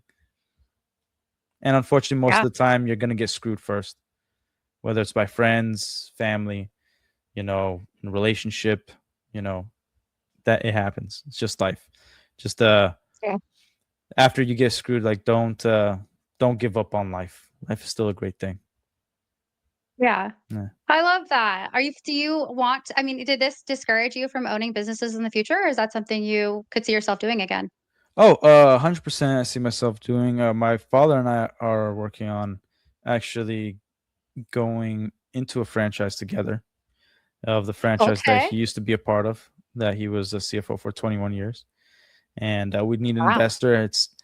And this one's it's a much bigger risk, but we both have experience in this, and we can make it successful. And unfortunately, we need like $7 million to do it. Wow. So we either have to get an investor, which seems like the most likely scenario, or I have to somehow in the next year or two come up with 7 million, which is right now. Not impossible. After I would say if Bricks and Minifigs didn't screw me, I'd be able to do some things today that I can't do. But Yeah. I'm at zero right now, so in order to get 7 million, take care of the family and everything, it's a right at least today I don't have any ideas that could give me 7 million like that. Sure, sure. Yeah. Then don't go join a pyramid scheme. That's not a good I'm not gonna do that. I know sales, and I'm a lot more skeptical than I was in terms of who I trust. Yeah. Honestly, that's so good. It's been such a pleasure to speak with you. I feel like I've gained a lot of knowledge out of this. I hope that, um, if anything, people just understand that last bit. Like, be skeptical and understand that these types of situations they come in all shapes and sizes. It's not just MLMs. I mean, that's just the most common theme that I see. Obviously, my Yeah. audience is mostly anti-MLM people, but I think it's important to showcase that and also I think it's important though, you said too, is that there are good corporations out there. There are good franchises to join out there. Like, if you are somebody who wants to own a business, you can. You can and pursue that. Just be so cautious. So cautious, because you just don't Yeah. know who's out there and what they're doing. But I'm excited for your future. I mean, when you do Thank you. open your $7 million business, please come back and tell us about it, because that'd be exciting. I think Yeah. that it would be pretty cool to get to I think what's also been interesting is just kind of speaking to an actual business owner as well, because I think a lot of times people in my audience, like, we're very jaded when it comes to like business ownership. And I think a lot of people kind of forget what it looks like to actually be a traditional business owner, because we're Hmm. ingrained so much that what we're doing is business ownership. It's not, y'all. I'm telling you, we're just 1099 salespeople. But it also shows people that it's possible. I think that I have a lot of folks in my audience who were burned by Yeah. the Amway Corporation or whatever MLM, and they were burned in a similar way to you, maybe not to the extent, just depending on who the person is. But I think that it also shows people that you can turn it around after, even if it's just mentally, like, I can do this. I can absolutely. Because it Yeah. sounds like, I mean, an investor is a fantastic idea. You're not deterred from the 7 million. You're just like, how do I get there? Like, and the thing is like, it's like parenting. Okay, business is like parenting. Your kids are gonna screw up or whatever, but you might have a bad day and give yourself an hour to cry, I guess, but you got a responsibility. So it's about changing your attitude. How do you tackle this on? Like, you're not going to give up on your kids. You're not going to give up on being a parent, at least if you're a solid person. So you got to think True. about business in the same way. It's like, hey, look, I got screwed. I got beaten. You got to admit when you've been beaten, and like, it's your attitude of how you're going to move forward. It's not going to be, oh, I'm going to cry about it the rest of my life, and then I'm going to be old and I have no money and I'm still going to cry about it till the day I die. It's like, well, you wasted your life, and even if you're old and still crying right now, you could still make a change. Like, it's never too late. You just have to be like, all right, you know what? I just have to admit I got duped. I got screwed, and that's it. And I don't want to be a business owner. Cool. I'm going to do this though. I'm going to make sure that I'm financially well off, maybe not rich, but happy. Yeah. You don't have to make your whole life all negative because you got burned once. And guess what? You're going to get burned again. It's just life. It's True. just life. Like, that's sometimes you did nothing wrong and it's just your turn. And that sucks. It sucks to know that that's how life works. But Yeah. I love, like, I'm a huge Lord of the Rings fan, and Gandalf says in the Shire, well, in the movies, it's in the Mines of Moria, and he says to Frodo that like, those who, all these things that happen to you, like, everybody feels this way who's seen such times, but it's not for them to decide. All they can decide is what to do with the time that is given to them, and that's all you can Yes. do. Shout out. I need to go watch those again. Oh It's that time man, of yeah. year. Oh heck yeah. Every week of my life is that time of year. I wish I Uh, could watch it once a week, all the whole trilogy, man. I'm the same way. My fiance, he is like, all right, we just watched them like 2 months ago. Like, can we give it another month? I'm like, okay, well, I'll just do it by myself. That's fine. Cause Oh, oh I yeah, I I love know that how to series I too. know how to hype him up so he could see it from a different lens. Okay, Trust, please tell me. trust. Oh, you Okay, just okay. you just got to give the backstory to about Tolkien on why he wrote all this. Like, one of the big reasons was when he was in World War I, his son couldn't sleep because he was worried if his dad was going to come home. And so Tolkien Oh, would write a okay. part of The Hobbit to him in letters. So every week he received a letter, he knew his dad was okay, and he was able to go to sleep. And so, like, the when he wrote the full stories was because he was bored grading papers, and one of his students forgot to write on the back of one page, and so it's a blank page, and he was like, start writing The Hobbit, and his son, Wow. and he would tell the stories to his son, and his son would let him know, his kids would let him know, like, no, no, no, like, that doesn't go together because you already, like, this already happened to Bilbo. He's like, oh yeah, you're right. So like the story time stories that he would tell his kid is the reason why he like was able to make a cohesive story.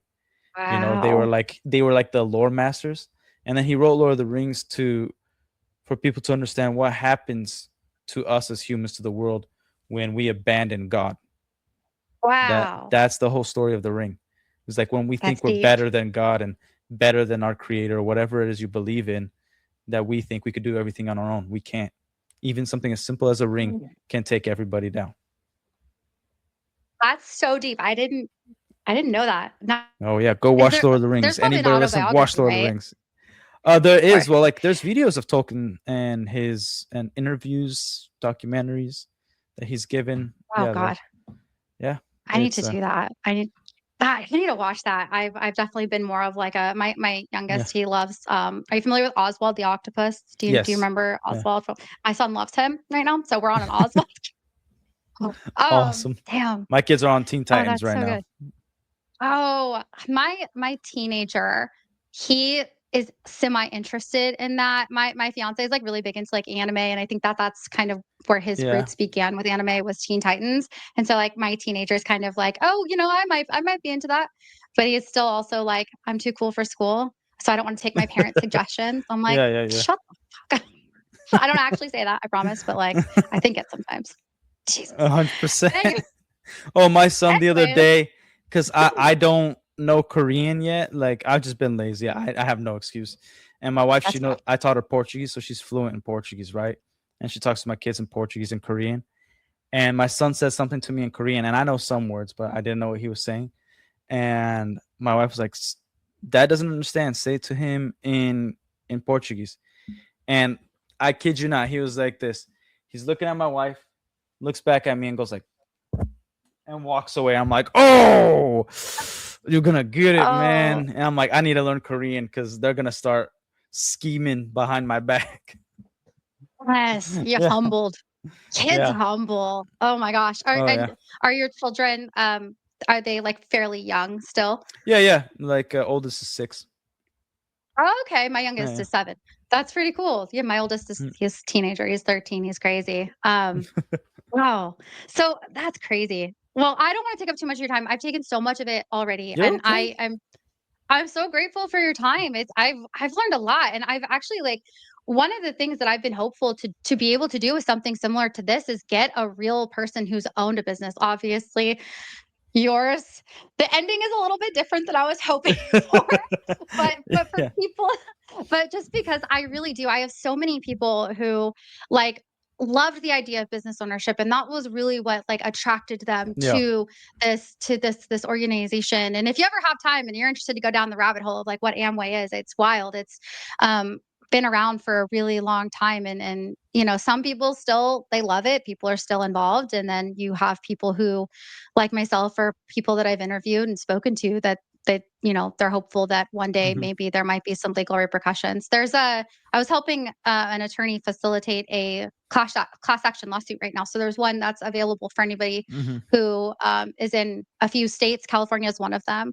Um, but people who want to own a business, but like they don't know how. And it sounds like a franchise is an acceptable way if they're like Yeah, not wanting to do it scratch 100%. yeah. Well, like a franchise, the reason why you franchise is because design.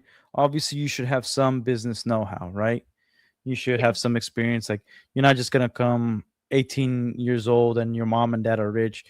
You have money to buy a franchise. Like if that franchise cares about their company and their name, they won't allow you to just come in and ruin it, because you have your Yeah. ideas. So like Right. a franchise is a model. Like for instance, McDonald's.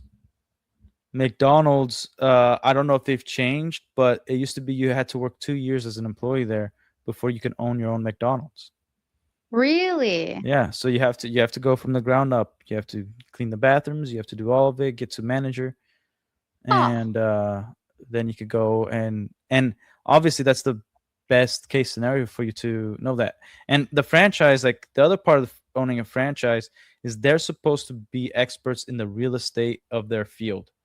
In terms of, so like Bricks and Minifigs, they're supposed to be experts in where it's going to be the optimal spot to build a Lego store, you Yeah. know?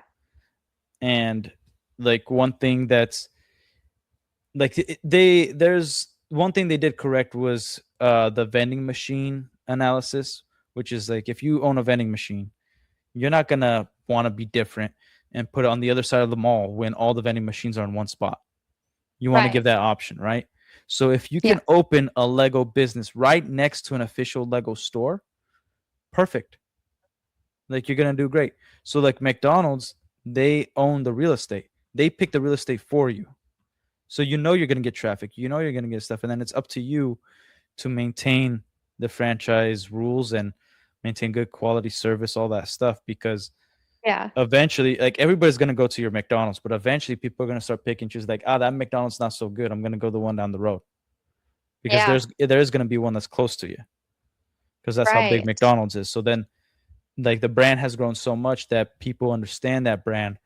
The Golden Arches is recognizable around the world. It don't matter, Yeah. like my brother's first words were McDonald's when he was a baby because they saw the commercial on TV and he's like McDonald. That's funny. And so like it's such a recognizable brand, such a big brand that like territory really doesn't matter because McDonald's will pick it for you. So Right. these things you got to think about, like like for instance, I've looked into trying to bring In and Out to the West Coast, East Coast, because it's only a West Coast Okay. brand, but I don't Yeah. know everything that it entails because it's a very iconic brand too. So Yes. that's where you have to understand like when the hype is up so that you can start building. And that's for physical businesses, physical locations, brick and mortar, restaurants, whatever it is. And then if you're Yeah. going to go open a business online, you still are going to get employees. You have to understand manufacturing, warehouse, all that kind of stuff. But again, if you want to get into business and you don't know how, obviously study. I would say the number one thing is learn accounting if you can. Just at least learn how to read a P&L statement, and then look into franchises where you want to be a part of, and then try to get a job either with that particular franchise as just a regular employee, or go to jobs that are similar. Like retail sales, it's GNC, it's better if you're fit. So if you're going to make the highest sales, you're definitely going to be fit. You could be fat at GNC and still make sales. It's crazy, Right. but you're going to have such a harder time convincing somebody like, hey, I'm 200 pounds overweight. This is how you lose weight. Here you go. And you're going to Got it. convince Yeah. somebody that's going to be crazy. But it happens all the time. Like you see fat nurses all the time. Like you're supposed to tell me about my health and you don't look healthy. Like that's the juxtaposition. But then again, it just means you're gonna have to work way harder for that sale. If you're fit, you could put no effort in being like, here, take this supplement, you're gonna lose weight. Right. And Right. and it might even be a lie, but they'll trust you. So there's that. But I say that so that people can understand that, like for instance, if you work at GNC and you're fit, but you really care about working on sales, understanding product, um, they have a whole formula of why it's faced a certain way, how you hand it to people, all that stuff, so that you can learn sales and apply that everywhere else. And Wow. that's one of the things I like about GNC. But I also used to sell cars and and so I used to sell sports cars for a living when I was like 22, and Wow. I got to talk to a lot of people with money. So that was one of the reasons. One of the reasons I started selling those cars was my brother opened a business and I didn't trust his business partners. I thought they were all douchebags. Oh, sorry if I shouldn't Nope. say That that. one's Yeah. okay. We're good with that Okay. one. And so I was like, okay, well, if I can't find somebody that's rich that could teach me and have the same similar principles as me, which is really hard to do, why don't I just Yeah. go to the place where all of them are gonna congregate? Because at least we'll have one thing in Yeah. common. We all like sports cars. Cool. And so Right. then I get to pick and choose who I can actually talk to. And be like, oh, I'll sell you a car, but I'm not gonna talk to you about business. But you seem like an honest person. Let me talk to you. How'd you figure this out? How'd you do this? Blah blah blah. So then you ask a lot of Yeah. questions. and you're gonna get rejected. Like it's like learning a language. The formula of learning a language that really helps is embarrassing yourself, because the reason why Yeah. everybody learns curse words is because as soon as you learn the curse word, there's a high level of emotion from the person be like, yeah, but don't say that. So then your body remembers that. So if Yep. you like same thing with working out, the reason it grows is because it went through some physical punishment, and your body doesn't want to go through that pain again, and your mind doesn't Yeah. want to go through the pain of embarrassment. So every time you say something wrong, Right. people laugh at you, your your your mind is going to remember at the very least, like, don't say it like that. And you're going to try to Yeah. study even harder to make sure that you sound proper and learn the culture and the language. So yeah, there obviously there's a Absolutely. formula. Books help, but yeah, try to ask a ton of questions, and yeah, look into how you can be an employee first and then become a business owner. That's my advice. That's such a good piece of advice.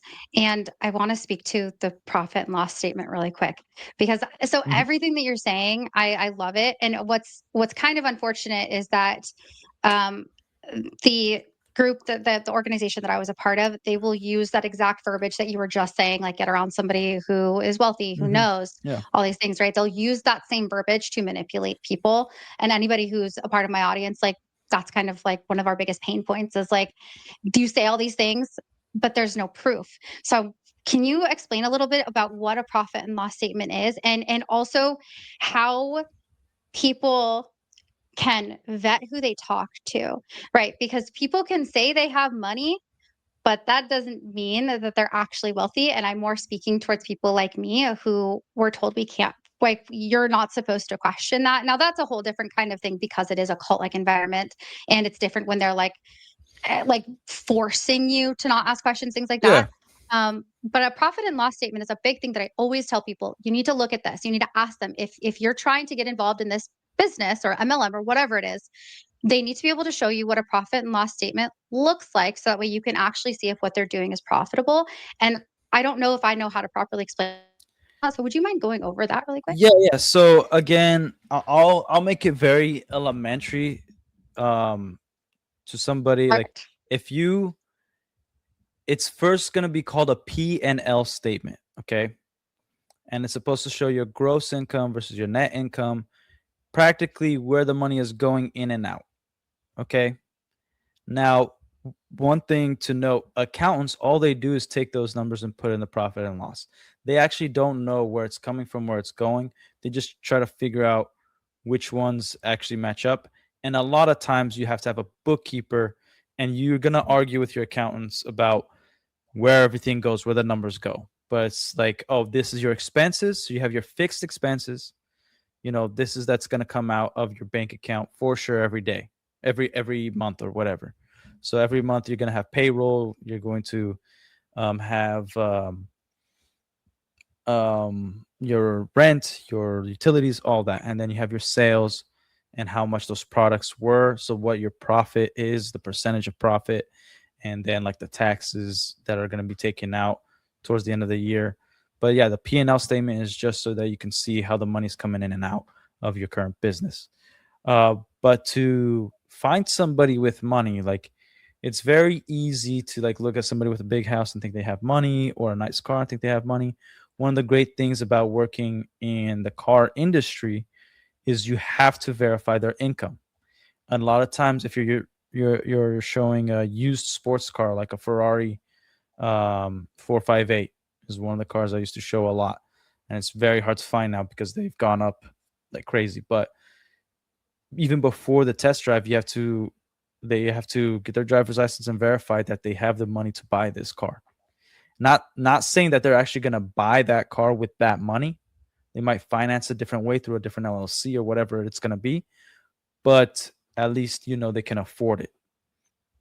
Right. Um, there's that. Working in the jewelry business, you're going to be able to verify people's income when you're showing them 5,000, 20, 30, $100,000 watches, or even diamond rings or earrings. So like the jewelry business one that you could get into, because you're going to deal with high end clientele. Um, yeah, like being a lawyer, you're going to be able to know that entire person's life. You're going to be able to know if they're cheating on their husband or wife, and where the money's coming and going, who they're working with. So you might not like that person that you're representing, but you know that they have connections to this other person that has way more money than they do. There's a lot of ways to figure out if somebody has money. The best thing you could do is go to, for entertainment purposes, go on like a car meet. Let's say you like sports cars. You know, there's going to be car meets every month in surrounding areas where you live, and you're going to find people that are into classic car meets or sports car meets, but all of them can at least afford something.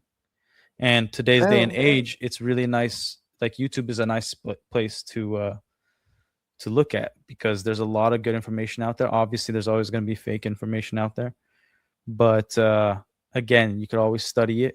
It's very easy to figure out who has money and who doesn't, who's doing a lease and Yeah. who isn't. Because there's also public information. If you want to know if a YouTuber actually bought a sports car, is leasing it, you can look at the sales of that dealership sometimes. Not every time, but sometimes you can see like, oh, they sold this many cars on this date, and they leased like 3 cars that are the same brand. So I don't know if that YouTuber Interesting. actually bought it. They might have just leased it for content. But then that might be their move, to lease it for the content, and then they build their content, and now they're making money on YouTube or Kick or whatever it is they're using. So again, there's other strategies. Yeah, You know. I love that. I do. And I think it is helpful for anybody who is, I mean, listen, go to law school. If that's like your jam, I would love to. That'd be great. But like, I think this is fantastic because it shows people like if they still want to maintain that same, like, I don't want to say mentality, but that same goal maybe of getting around wealthy people. It sounds like this is a much more legitimate way versus Mhm. like you met somebody at the grocery store who's like, yeah, I retired my wife from her job and just trust me, bro, which is honestly what a lot of it ends up being. And it sounds, I know it sounds like, oh, like how would people get sucked into that? But I promise it happens so easily. Yeah, yeah. A lot of these, how do you say, pyramid scheme type people, they hang around grocery stores, they hang around places of common gathering, and they act as if they're shopping, and then they just strike a conversation with you, that they see something that they can relate with you, like, oh, how old is your kid, whatever, like, and then being like, oh yeah, you retired at 30, or some bull crap like that. But yeah, like, it's, again, you a lot of people, they're not, I think you guys need to be more creative. Like, get a secretary's job, that that you're going to be the secretary of this one girl or guy that's going to have a bunch of meetings with a bunch of other people, Yeah. or like, one thing that a lot of people don't try to do is be extra in like Hollywood movies. there's Oh, there's okay. always Yeah. local stuff that you can do and be an extra, and guess what, sometimes you got to find your opportunity, your 2 minutes with that actor. You want to get into acting, like, hey, who's your agent? Like, where can I learn this stuff? And they might say like, get out of here, like, kid, whatever, or get out Yeah. of here. I don't know you, but at least you're trying, and you can get the ball rolling. So Right. like, there's things that you could do locally. You could offer services of, like, you can start working for Uber and only drive around rich neighborhoods. You're probably not going to Oh, make yeah, much yeah. money, but if you got the time to do that, you're going to eventually talk to somebody that, they're going to give you some advice on something. And all those little things, they might not make sense to you at the time, but eventually you're going to be able to utilize it. But yeah, Absolutely. it's just about being creative and putting yourself out there, really. I know it's really stupid and basic info, but and again, you have to not care about the process, like becoming a lawyer. One thing that bothers me about college students is that they're like, oh yeah, I was studying it, but it was, after like a year or two in, it wasn't for me. Like, of course it's not for anybody. Like, that's the process is supposed to suck. Like, getting rich isn't a fun process. Owning a business is not a fun process. You're going to get spat on, you're going to get ignored, you're going to have to do things you don't want to do, you're going to have to study. At times you don't want to study. Like, that's the process you have to get to achieve this particular goal. So if you make a goal, just go after it and endure the process. Yeah. Don't, like, you could cry about it, but it's just gonna suck, but it's your attitude that's gonna take you all the way over there. Don't keep changing up. You're just wasting time. And the Yeah. other thing is like, I always tell people, like, if you are older, whatever field you've been working on, let's say you've been working in retail sales for 10 years, you should do something in relation to retail sales, because you're going to have to switch up all your knowledge to something you don't know anything about, and trying to gain 10 years of experience to open a business in that area. Yes, it can be done, but statistically, it's going to be less likely. So if you worked in the Right. restaurant business for 20, 30 years, you should probably have something related to a restaurant, that maybe it's the accounting side of things because you're good with numbers. You want to create a accounting restaurant business type thing, or you should own a franchised restaurant, because Yeah. you're going to have success in it because you already have the experience. You already know all the ins and outs on all the problems and the benefits. Right. If you You know. guys hear that, it's okay to do all of that. It's Yeah. okay to stay within what you know. I don't care what Amway told you. You can stick with what you know Yeah. because that's something that they'll discourage all the time. They'll like don't they'll like and that's the unfortunate part about like just environments that I've personally been in is like Yeah. I love those same success principles. It just sucks that it can be done in like such a negative space. But I think that every piece of advice you've given is really great because it's all applicable to Thank you. legitimate things and it doesn't Yeah. have to be like negative in the same way that we've been taught. And by we, I mean like me and maybe my audience or people that have been in those environments. Because I know somebody is going to listen. They're going to be like, oh, he sounds just like the worldwide people. But that's okay because Yeah. business principles are okay to stick to. It's just he's also telling you it's okay to work at a place. He's not telling you it's a just over Well, broke. yeah, and He's to not telling it. reiterate, like the Anvil, whatever, they use the truth. You use the truth to make a lie. In order for there to Yep. be a lie, the truth needs to be used. That's how lies work. So they're not saying, they're manipulating what it is, but they are saying the truth of like how to be successful and all that stuff.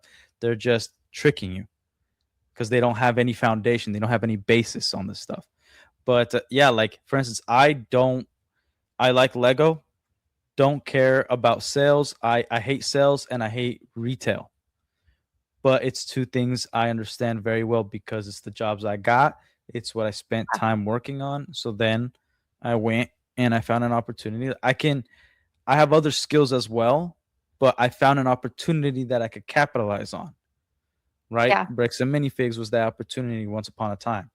Now I have other opportunities because of the other experiences that I've had even prior, but I could see now where I can be most useful. And that's, sometimes you're going to open a business that you hate. Like if you have experience in Chipotle and you hate Chipotle, you can't even stand the food, but you know how to cook it, you know how to do all the process, you know the ins and outs of that. Go see if you could open your own franchise Chipotle, because money doesn't care about your skills. It just matters that it's coming in and out. And I again, if you don't have skills and you try to open a business in a place you don't have skills, you're more likely gonna lose.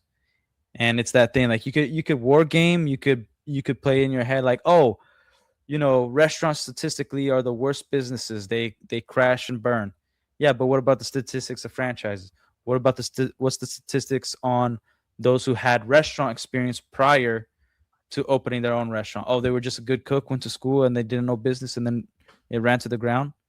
Because you could have good food and bad business, and you could have like McDonald's, good business and bad food, and they're gonna go on forever. So true. like, get experience. You can get experience. Ground level is just as important as high level. Yes, that was so good. Oh, that was brilliant. Thank you. Brilliant. Thank And you again, I don't so know much. everything, so No, it's okay. go do your work. Go do your due diligence. Absolutely. No, no, I appreciate that. I think that piece of information right there it really is valuable. And I just know that a lot of people that listen to me and the stories in particular that we share, that's going to be something that they're going to take from this, if nothing else. Hopefully they take a lot more, but if nothing else, they're going to be like, okay, or hopefully they do. But I have taken so much of your time. I You're am okay. so You're all right. grateful. I appreciate it. You're welcome back anytime. We would love to have you to talk more about Oh, thank business, or you. if you ever want to talk about the that operations manual, because I didn't get a chance to go into that, but Mhm. that's crazy. Don't exploit Yeah. people's disabilities, you guys. Don't exploit people's based on their I bet you got gender, real pissed ethnicity. when you heard that one, huh? I okay. Do you have like a few minutes so I can Go ahead. Go ahead. I'm here. okay. I was frustrated because and I loved hearing Crystal Gorman talk about that too, because I also am a woman who has autism and ADHD, and somebody who is raising children who are also on the autism spectrum. And I totally know the value that Lego has when it comes to people on the spectrum. I can't speak for all developmental disabilities and neurodivergence as a whole. I can only speak to what I know. Mhm. And I'd say I know autism pretty well. And it absolutely is such a valuable tool. And it's just, I think it can be really great to pass on that information. I think that in that context, it was Yeah. horrible because who Well, are they you to used it tell as a me? rebuttal. Mhm. It is. So if you guys, the operations manual that is more, I don't, is it current or is it within the last couple of years? So Like, that one, I believe, is a 2024. That's not the same operations manual I had. okay. Again, I don't know if it had the same bull crap. I even said I was embarrassed to be part of Bricks and Minifigs just because from that. Like, and Yeah. again, like they only show you the operations manual, at least in my experience, after you sign the Yeah. contract. Right. And so the operations manual, they're talking about rebuttals. I've worked in sales. I've sold windows and doors and I've sold office supplies. Shout out Michael Scott Paper Company. I and all the rebuttals that I have read through, yes, you're supposed to tailor your responses to find the pain point, and you want your whatever you're selling to be able to solve that problem. We all have problems, whether it's saving time, saving money, whatever that looks like. You have a pain point, you attack that pain point, or convenience, whatever that looks like. And never in any operations manual that I have read or rebuttals for sales have I ever seen like, hey, not I've never seen them speak directly to disabilities. I have actually I have it here because I had it pulled up because I was really Yeah. angry about that. And it's infuriating to me that they even mention that. Yes, great, but you're not an expert. I don't feel like it is your place to say, Well, like, they even if they I bring it up. they didn't Sorry, go even ahead. cite the studies or anything like that because Nope. just to give the audience context, in the operations manual, it said if somebody complains about how expensive an item is, you're supposed to rebuttal them being like, this helps kids with autism. Like, so practically guilt tripping the customer, which is insane. It Yep. is nuts. Exactly. Yeah. And there's no real context either. There's not like, hey, if they happen to mention, which is this is still not appropriate, don't fucking do this. But if they happen to mention that they have a child who is neurodivergent on the spectrum, what have you, eh, like they don't mention that. They don't say, hey, if they mention their kid's autistic, you could tell them, like, hey, scientifically speaking, I mean, I don't have the resources available to show you, but I'm just going to tell you, hey, Lego might be good for your kid with autism. Are you like, Hmm. what? And then also, I know my audience will understand this, but this was very love and respect of them. They also like specify to gender roles, like moms are more like the nurturers. They don't say this verbatim, but they say that moms are more sentimental, moms are grandmas. And they have one short line for the dad that says, dads are about money and they're the negotiators. Now, listen, if y'all and your families have the traditional gender roles, by all means, stick to them. I love that for you. Don't bring that shit to business because, at least not in this context, because I'm the negotiator in my family. I'm the negotiator, and my partner is a little bit more sentimental than me. Like that, Hmm. I just and Love It. So, just for context, Love and Respect is a book that is taught for us to read in this organization that I was in, and it basically says that men deserve respect, women are all about love and compassion. Um, and just because I further want to drive the point home that I hate this book, it basically says like if women are not submissive to their husbands, like their husbands have a right to go cheat. I like you can look the book up. It's just a terrible fucking book in my I've opinion. read that book. I've read it. Oh, have you really? Oh, I'm so sorry if I offended you and your views on this fucking book. No, no, I don't.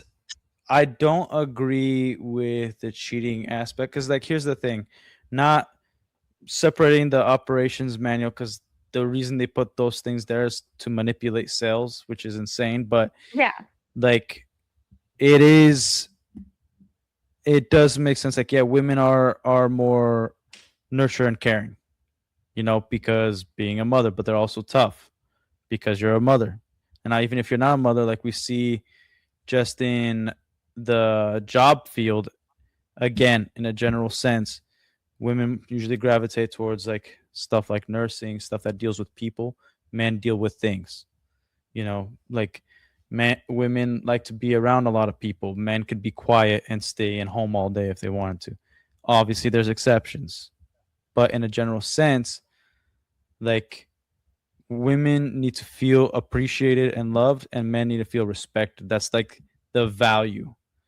But it doesn't mean you could go be a freaking dirtbag and cheat and all this stuff. It like, I understand if you're gonna be like statistically, like it might push somebody to do something that is out of their character. Fine, like people change, people allow themselves to change for the worse. Unfortunately, that does happen. But like the traditional gender roles will always be a part of you, regardless if you agree or not. It just is. That's what makes us men and women. That's what makes us Oh, different. for sure. Yeah, It's just absolutely. it's again, when you're in sales, you kind of understand that, but you're supposed to connect with a person, not with their gender. Like, okay, yeah, it's like prejudice is a word that people. I've noticed that a lot of Americans don't understand that word. They don't understand what racism means versus prejudice and the different levels of being prejudiced. Sometimes prejudice is a good thing. Prejudice meaning, oh, I see a woman, I'm probably going to have this prejudice that she probably is not into MMA. She probably has never punched somebody in the face, just because men tend to punch each other in the face more often. I see a Yeah. dude, if he's tall, my prejudice is he's probably a tough guy. And then let's say that tall guy has a very soft voice, he's probably sensitive. You have, everybody has prejudice. But then when you start getting to know them on a human level, that's when you could actually make a sale because you understand them. And the sale is only if they want it. Because Yeah. the point of sales is like getting something that they need, not that you're forcing something on them so you can make a buck. Like they're Yeah. already there for you. If especially retail or cars, they're there to buy a car. They're there to buy a Lego, whatever it is. So you don't have to force anything on them. You just have to help them find that product. And then you can appeal to their human nature as a person. But you actually, it has to be authentic. You have to care. Like people, there's I forgot what the book was called, but it was about like exchanging energies. Like you could feel it like when Interesting. somebody's Okay. like have you ever had somebody like you feel weird and you look back and you catch somebody staring at you? Maybe. Like Probably. it happens more often in like school situations. Like of like I remember in high school sometimes I catch somebody staring at me because I'm like, something's weird, and I look back and somebody was staring at Okay. me. I'm like, and then they're like, oh shoot, Yes. something like that. So it's Yeah. like you could feel when something's off. Somebody, let's say I tell you a joke and somebody who's doesn't have good intentions tells you the same joke, you're probably gonna be like, oh, that was weird. Like that wasn't funny. Yeah. Like Yeah. it's stuff like that where like Absolutely. Yeah. we can tell when something is a little off. We could tell when someone's not being disingenuous. But some people, like master manipulators, they know how to combat that. That's where you got to be Yes. careful. That's where like the used car salesman line comes in, because they use all the statistics, all the generalization, and then Yeah. they talk so much and then make you talk so much that you eventually forget that they're a salesman and they can Yeah. make that sell on you. So it's Absolutely. yeah, I didn't mean to cut you off. It's just It's okay. I like to point out, like, there's truth in the lies. That's the point, because Yeah. they're trying to use Absolutely. truth and then manipulate it to something nefarious. Yep. That's that's why Absolutely. I think that's why a lot of people will still be on the side of the bad guys, whether it's the place you're talking about, bricks and minifigs or whatever, is because like they're remembering the truth and like, oh yeah, that makes sense. Okay, yeah, Yeah. yeah, I understand that. Like, and then they're gonna relate it to some like in this situation, like, oh yeah, my mom's definitely the more sensitive one, or my dad's definitely the more sensitive one, so that's a little different, but oh, I get this, I get that. And then they're Yeah. gonna look past all the other language that is very damning, and that's how your brain Absolutely. works. Yeah.